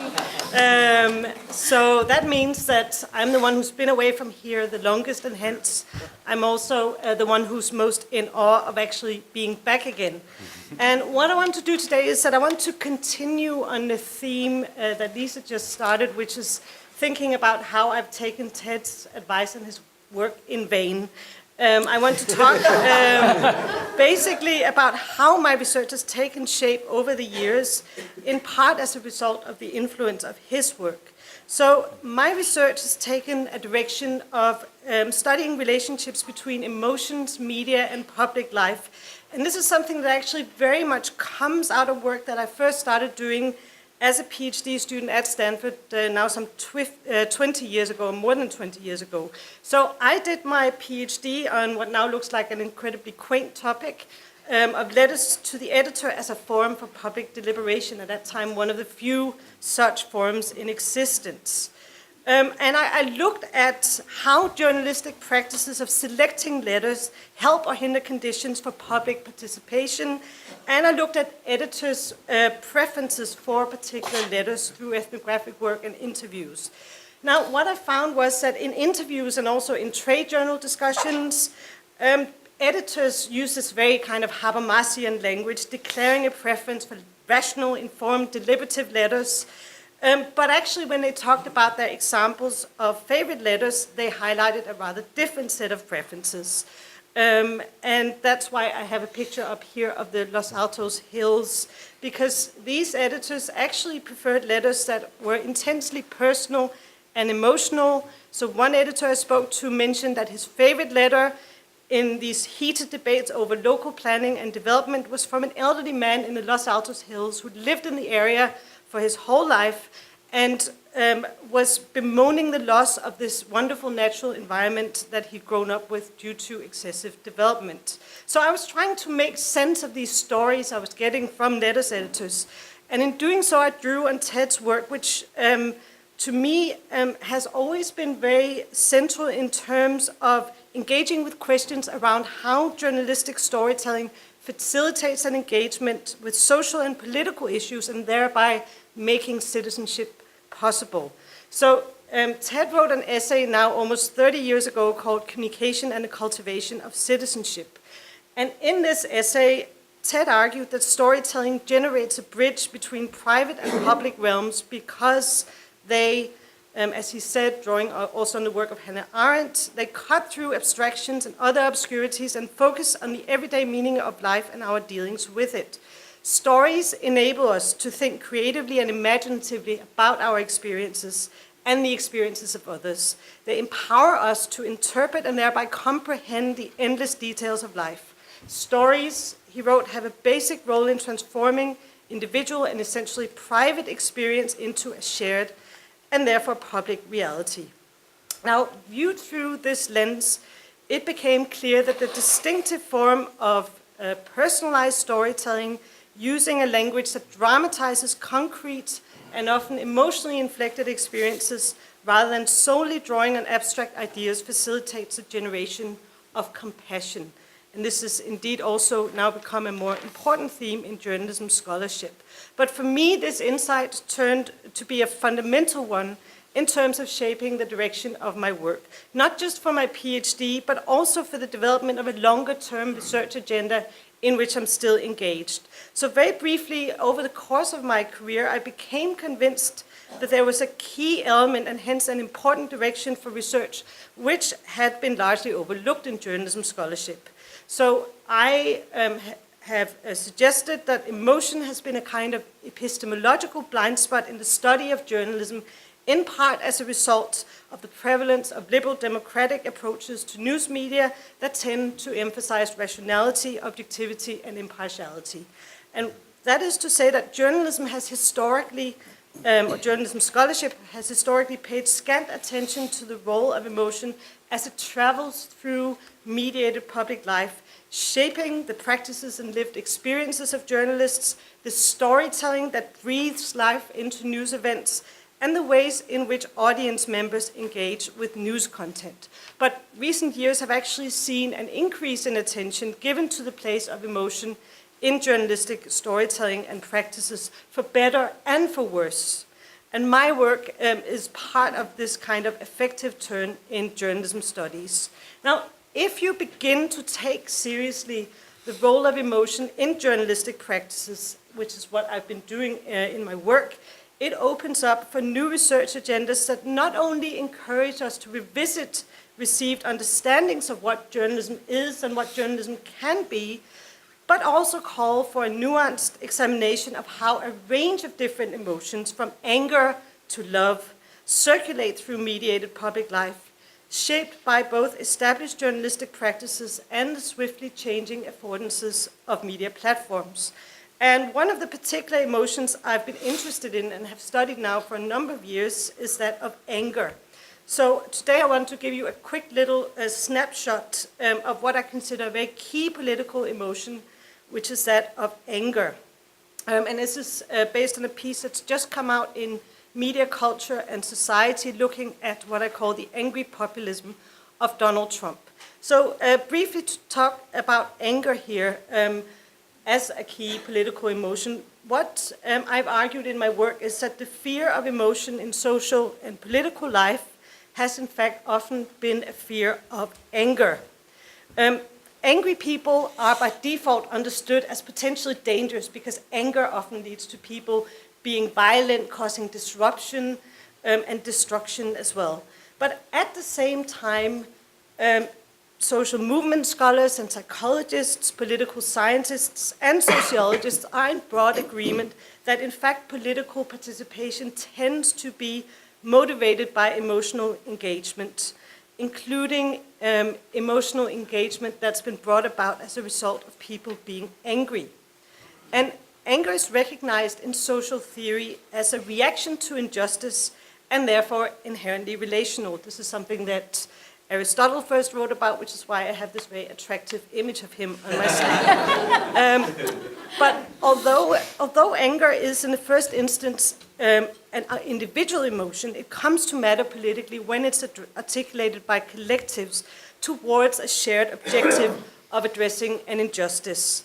But at the same time, political thinking continues to be fueled by the idea that anger is always normatively unjustifiable. Now, what I've argued in an article that's just about to come out in the International Journal of Communication is that anger, as it circulates through the media, is in fact a distinctive creature from the kind of anger that circulates in individual bodies. I've argued that mediated anger, and indeed you could make this argument about mediated emotions more broadly, is distinctive because it's performative, discursively constructed through the speech of actors, and it's usually collective and political. It's crafted through narratives and interpretations, and it shapes the conditions of possibility for shared actions. So, with that in mind, I've tried to take a look at the distinctive anger of Donald Trump as a marker of what I call an emerging form of angry populism, which represents, in my view, a shift in the emotional regime, to use a coin termed by the historian William Reddy. The emotional regime of angry populism that's embodied by Donald Trump is based on a rhetoric which seeks broad appeal through the deliberate expression of anger. Adopted as an interpretive framework in media coverage, it suggests that the anger of Trump and his supporters and opponents is both relevant and salient to political life. So my research that's based on content analysis and qualitative textual analysis actually demonstrates that anger was a much more salient theme in coverage of Trump's inauguration than the comparative case I examined, which was Obama's first inauguration. And what was most surprising was that while the anger of Trump's opponents and supporters was prominent and seen as legitimate and justified, there was also considerable attention to Trump's anger. Trump was frequently described in coverage as being angry for no particular reason or no particular cause. Instead, the image that emerges from the media coverage is that anger is essential to his identity and worldview. And this essentializing of anger is central to understanding the place of angry populism as the emotional regime of the Trump era. It suggests that the particular brand of exclusionary populism cultivated by Trump depends on the performance of anger as a way of dramatizing grievances. So since I'm running out of time, I want to suggest that this framework has been key to the continued interpretation of Trump's policy actions and of his presidency as a whole, explaining everything from his trade wars to the frequent firing rounds in the White House. So it's become a dominant framework for understanding his presidency. So this is my brief story of how I went from learning about Ted's normative work on the role of journalism to actually look at Trump and determining that Trump is a very angry man. Thank you very much. Thank you so much to all the folks who organized this and put this together. It's a total treat to be here. And as I am a professor now, I got to say I have Ted's voice in my head in a good way. Many days of being a professor, and actually last week I was lecturing and there was a student sitting in my front row eating celery very loudly. That didn't really happen. You're making No, it it did, actually. It totally did. The reason Lisa is objecting is because she would sit in the front row of Ted's lectures eating carrots almost every class, and Ted would say, you can't let him throw you off your game. You just have to keep going. You just have to do it. So I thank you for that advice. That's there. You got to keep the professors on their toes. I feel like I should start slurping my water loudly. Yeah, go for it. Go for it. I'm fine. It'll be a good test. It'll be a good test. So I want to talk about some work that's just come out in a book form, but work that actually has roots that began with conversations with Ted many years ago, and it sort of still resonates with me, the kinds of questions that he was asking me as I was developing this work. But I want to start as a way of grounding this work, and I'll sort of end with some more sort of reflections. I want to start with a story. And the story is this. In September of 2008, so it's a bit of an old story now, but I think it still has relevance. In September of 2008, if you had gone to Google News search box and you had typed in United Airlines into Google search box, this is the top story that would have come up, a story about United Airlines declaring bankruptcy. And it's a story that details their need for protection from creditors, the potential labor restructuring they were doing, the different route planning that might happen, and sort of warning that United is under this sort of dire circumstances. This is the top story would have come up. And indeed, it traveled pretty well in 2008. So there was an investment banker in Miami who was a stringer who was working for Bloomberg News, and his beat, one of his beats, the companies on his beat, was United Airlines. So he typed in United Airlines at work, wrote a story for Bloomberg News wire service about United Airlines having filed for bankruptcy. It had investor advice within the story that he had written for Bloomberg News. And it was sort of him doing his due diligence on covering his beat. So the only problem with this story, though, is that this was a story from 2002, not a story from 2008. And it's a curious little example. If you were able to scroll down, you'd see that the Sun Sentinel, the paper that this comes from, actually puts their dates at the bottom of their stories. And 2002 was the date line, but it just happened to appear at the bottom. 2008 up there was sort of the daily banner for that day for the Sun Sentinel. And it's sort of a curious little thing of sort of like, why would this have happened? And you sort of have to ask, well, why would that matter, right? There was a little bit of a problem in how the Google crawler, the news crawler, had read the date. It was a misread of the date. They accidentally thought it was from 2008. It was actually from 2002.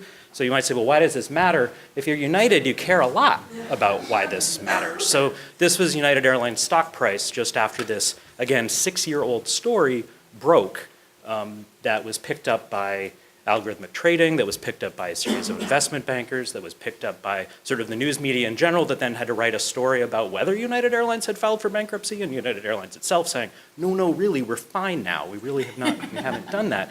And the reason I wanted to start with this is to say, I think this is a story about what I was calling the networked press.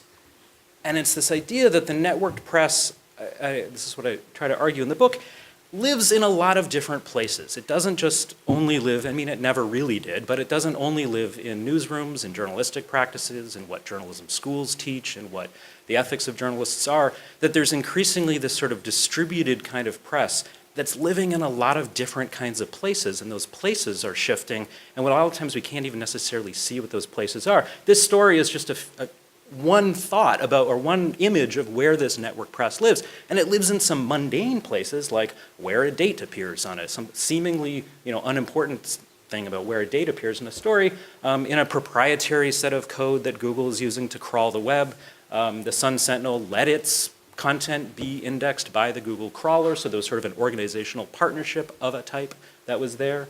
There's anticipated formats, the crawler expecting things to be in the one place or another, expecting certain information to be in one place or another. Journalistic practices, I'd argue that stringer for Bloomberg News didn't do a great job in terms of researching whether United Airlines had actually declared bankruptcy by picking the top hit on Google News and proceeding to sort of echo that to investors.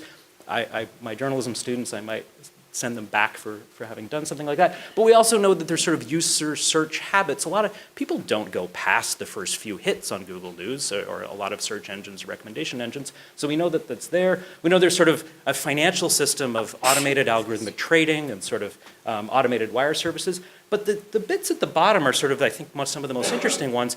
One is that we actually saw some observable consequences in this example of how the network press was behaving. We could actually point to it and say there was an error. There was something that went wrong, and we could sort of untangle and try to think about where that error came from. And finally, there was an apology that was issued. So Google News actually, it's, as Lisa knows, it's rare for a tech company to sort of issue an apology in a big way. Google said, yeah, we messed up. We totally messed up. We need to do better. But actually, their also important point they made was they said, we'll teach Sun Sentinel how to be a better news producer so they can actually better resemble what we want the crawler to be doing. So there's some, and this is sort of a little bit of a theme. What I want to argue is that press freedom is not about the journalist's freedom from an influence like technology, the market, algorithms, what your friends tell you, that actually there's sort of this dance that's going on, and sort of the freedom of the network press is hard to trace across these different kinds of sites, but that's sort of the contemporary puzzle that we're sort of faced with, is to say, if we want to talk about what press freedom is, we have to locate it in something I think is called the network press. And then we have to think about why do some kinds of presses exist versus others? If these are the puzzle pieces of this thing called the press we have today, why do some presses exist and others don't? And specifically, how do particular kinds of arrangements of these human and non-human factors of the press, how do they lead to certain kinds of publics, but perhaps not other kinds of publics? And that's that sort of normative inflection that's there. So what I try to do in the work is sort of say, this is one, and I would argue sort of a dominant image of press freedom, and it's not one I mean to denigrate or diminish in any way, but it's this image of sort of the lone and courageous journalists and editors who are fighting against sources of power and have a vision of their own of what they think the public is, and they're fighting for that vision, and if only we would get out of their way, that vision of the public would actually come to fruition.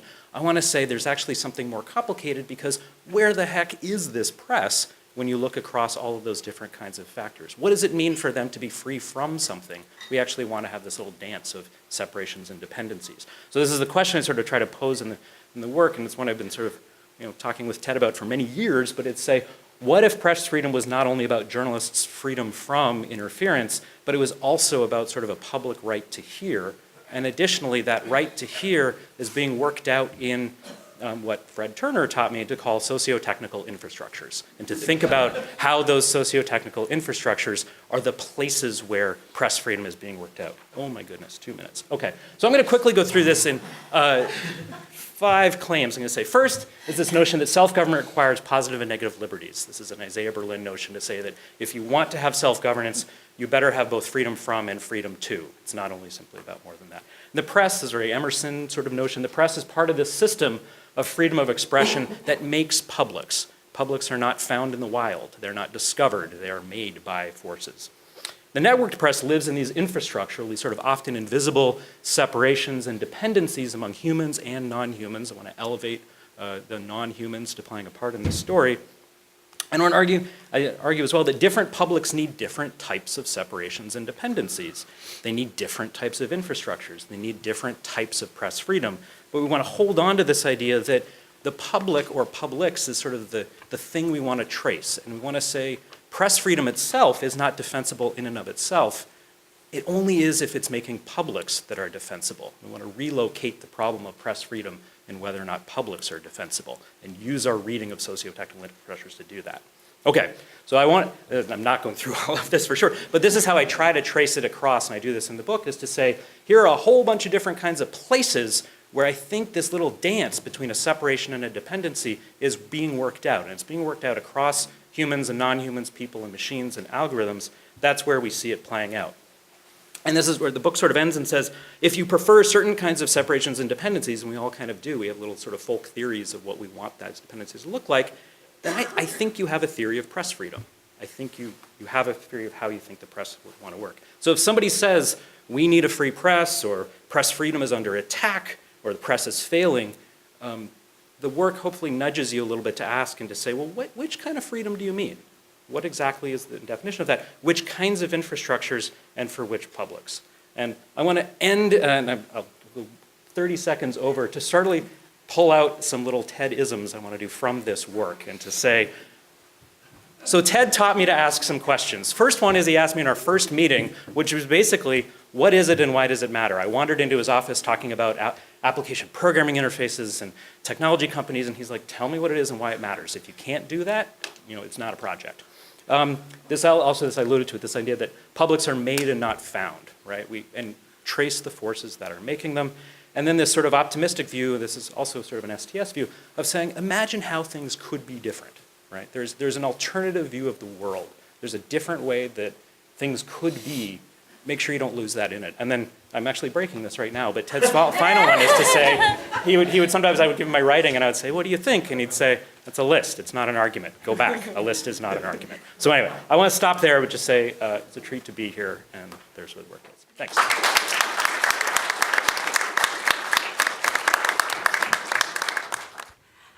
Hi, I'm Morgan Weiland. I'm going to moderate the Q&A for this panel, and I just want to start off by saying it's also a treat for me to be here, as 3 of the 4 people on the panel were in graduate school when I was very green, and it's really great to see them all here and to see how successful everyone's become. It gives those of us in the front row a lot of hope.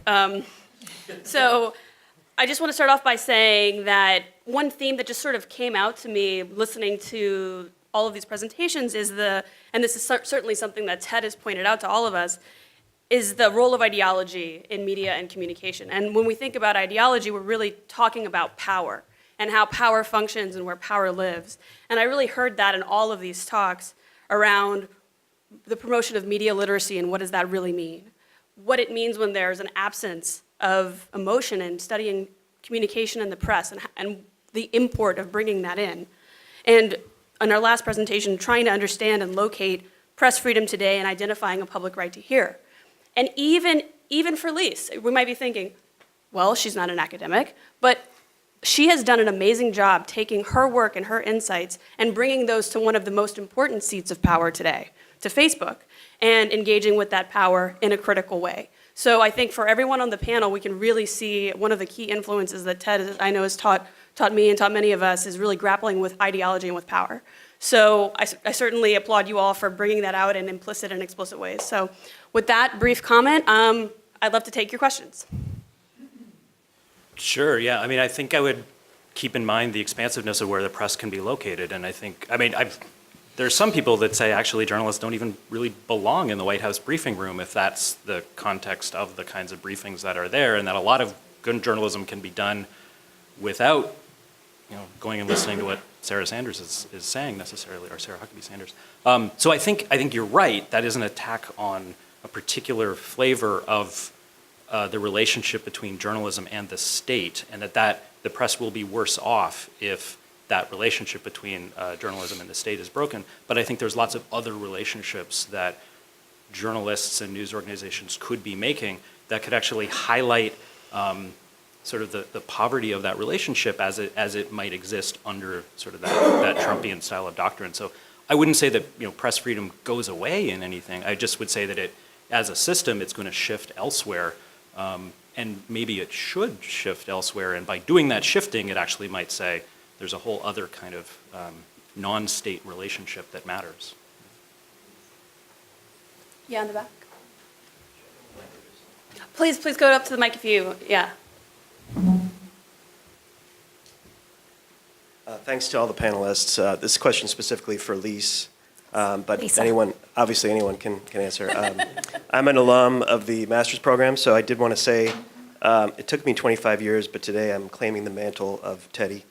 As long as Ted doesn't object. And then Karin, I think I'm the oldest Teddy also. I think I can beat you on that one. But my question is about the bridge between, if there is any, between industry and academia. I've worked like you in academia and industry, and actually also as a journalist. And I've been struck in the last 2 decades about how little what happens on campuses like Stanford or here in this room, or how little journalists know about journalism studies, how little, I'm a political scientist, and policymakers obviously, and even political journalists usually don't know a lot about what's going on in the journals or what's the findings are of particular studies. And so I'm just wondering what your comment on that, how can the bridge be built, if any, for the social sciences? Because you notice in the hard sciences, there's never a problem translating a finding to a medical breakthrough or a drug, but we don't see that in the social sciences. And so I wonder what you think about that, and also how the Facebooks and the Googles of the world are maybe changing that by employing academics or people with PhD quality research skills. Yeah, that's a great question. It's funny, Mike and I were actually talking about it earlier, and he forbade me from using this analogy, but I'm going to anyway. It does actually, I feel like, well, it's a terrible analogy, but the Israelis and the Palestinians. I think that the problem is that there's a lot in common. These are people who are extremely close between industry and academia. We're all sort of like thinking about the same problems, but there's just like a really crucial difference in our orientations that makes us feel like enemies. And I think that is incredibly problematic. I do work at a company that employs a lot of PhDs, but I wouldn't say those PhDs are not being brought in to do the kind of work that's being done here. And I think that's a terrible problem. And I think it's because we speak about the same things in different ways. And so when we hear people speaking about something that feels like the thing we speak about, But then suddenly in a different way, it feels like we can't actually listen to that person or engage with that person or learn anything from that person. So that's my articulation of the problem. I'm not sure what the solution is. I do think that big scandals, just if they happened to happen, would be really useful. I think that there is some humility that comes in the wake of scandals and openness. And so I think they are opportunities to kind of foster some of those, to build those bridges that you're talking about. But just in general, I really feel like the only hope is if we can come to see each other not as enemies and try to listen across those boundaries. But it's very challenging. Yes. Sorry. Oh, sorry. Can I Please just go. add something to that? So I agree that gap exists and is important, but I think there's a different story that we need to simultaneously entertain to be responsible here, which is the co-optation of universities by capital, right? I mean, a lot of research done here on this campus is funded by industry. A lot of research done in this department is funded by industry. A lot of fascinating research. So I think it's a legitimate question. I think that gap is there. I think there are lots of people out in the world who are not reading interesting research that's being done, but there is this other thing that's simultaneously happening.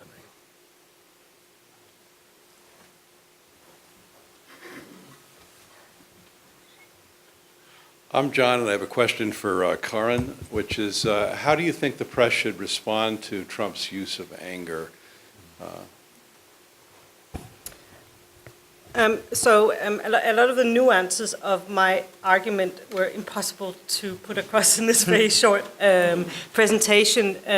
Well, one of the things that I'm arguing in my paper is actually that what you do see in coverage of anger surrounding Trump is that you also see anger being used as a way of legitimizing the views of the opponents of Trump. So, for instance, the protesters on the women's marches, people who voted for Clinton, people who accused Trump of racism and xenophobia and so on. So actually, I think that anger is a very nuanced political emotion, and the way that journalists actually tend to represent it in the media provides a way to give voice to what are very legitimate grievances. And so in that sense, I think that the media coverage that uses this emotional regime of anger has actually been quite responsible and has also provided new ways of voicing resistance against Trump. But having said that, I think that one of the problems is that when anger becomes a dominant framework for understanding politics and becomes a dominant theme in political discourse, then obviously you come to have a very negative emotional public discourse. And so I think that one of the more hopeful kinds of things is to look at places where these kinds of angry populism or exclusionary identities have been defeated. So you've seen that in elections in Europe, for example, so that you should also encourage more positive discourses around politics. Would be the very short and simple answer. That I think that the coverage of anger has actually been quite responsible, but that also we need to look to a broader set of registers of discourse in politics. And Hi, I'm Julie Patel. I was a master's student, studied under, that was my advisor on my thesis. I'm now a journalism professor and spent half of my career doing investigative reporting before transitioning to teaching. But anyway, so I thank you for what you're doing. But my question actually is also for Karin and anybody else who wants to weigh in. The question is, so early on in your career, your research was kind of focused on, you mentioned the letters to the editor and the importance of public participation and how, as a forum. And now obviously things have changed drastically where there are so many different avenues for public participation.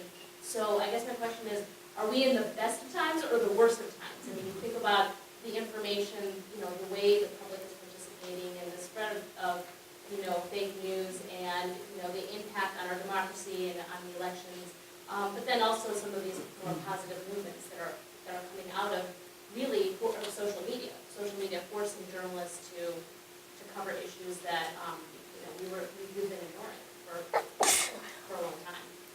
I mean, I think that's a really important question, and one that other panelists probably have much wiser things to say about than I do. And indeed, I think it was also something that came out quite strongly in the previous panel, that we both live in the worst and the best of times. The best of times because of the proliferation of participatory opportunities, but the worst of times because of the fragmentation of the public sphere and the resulting difficulties in actually having something as simple as a consensus on what constitutes the truth. So we have a particularly challenging moment, and for me at the moment looking at populism, I think that it's a moment that's particularly ripe for the growth of populist rhetoric that can often appear quite unopposed. And so in my book I have a chapter that looks at Donald Trump fans on Reddit and how they a particular subreddit called I Love Donald Trump, where the whole discussion is devoted to Trump eating a taco bowl from the Trump Towers. And in that case, it provides a way for this particular group to create a strong collective identity around their love for Donald Trump. And that collective identity is largely unopposed and reinforced within that particular context.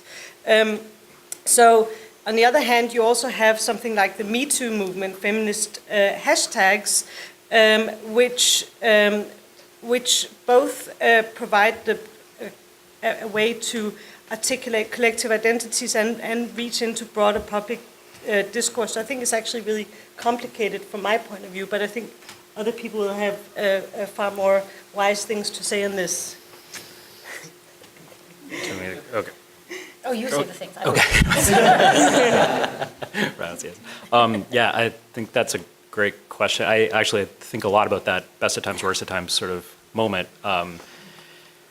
A few sort of concepts come to mind. I mean, some concepts coming from, for me, sort of science technology studies and thinking about how these sort of very large integrated systems that out of which media are being produced and growing and circulating and being made sense of, I think they're actually still relatively flexible right now. And I know that might not seem like it in a lot of ways, as some large companies have a lot of share of advertising revenue, and but in the spirit of Lisa's comments, that, don't let a good crisis go to waste, I think is a good thing to think about.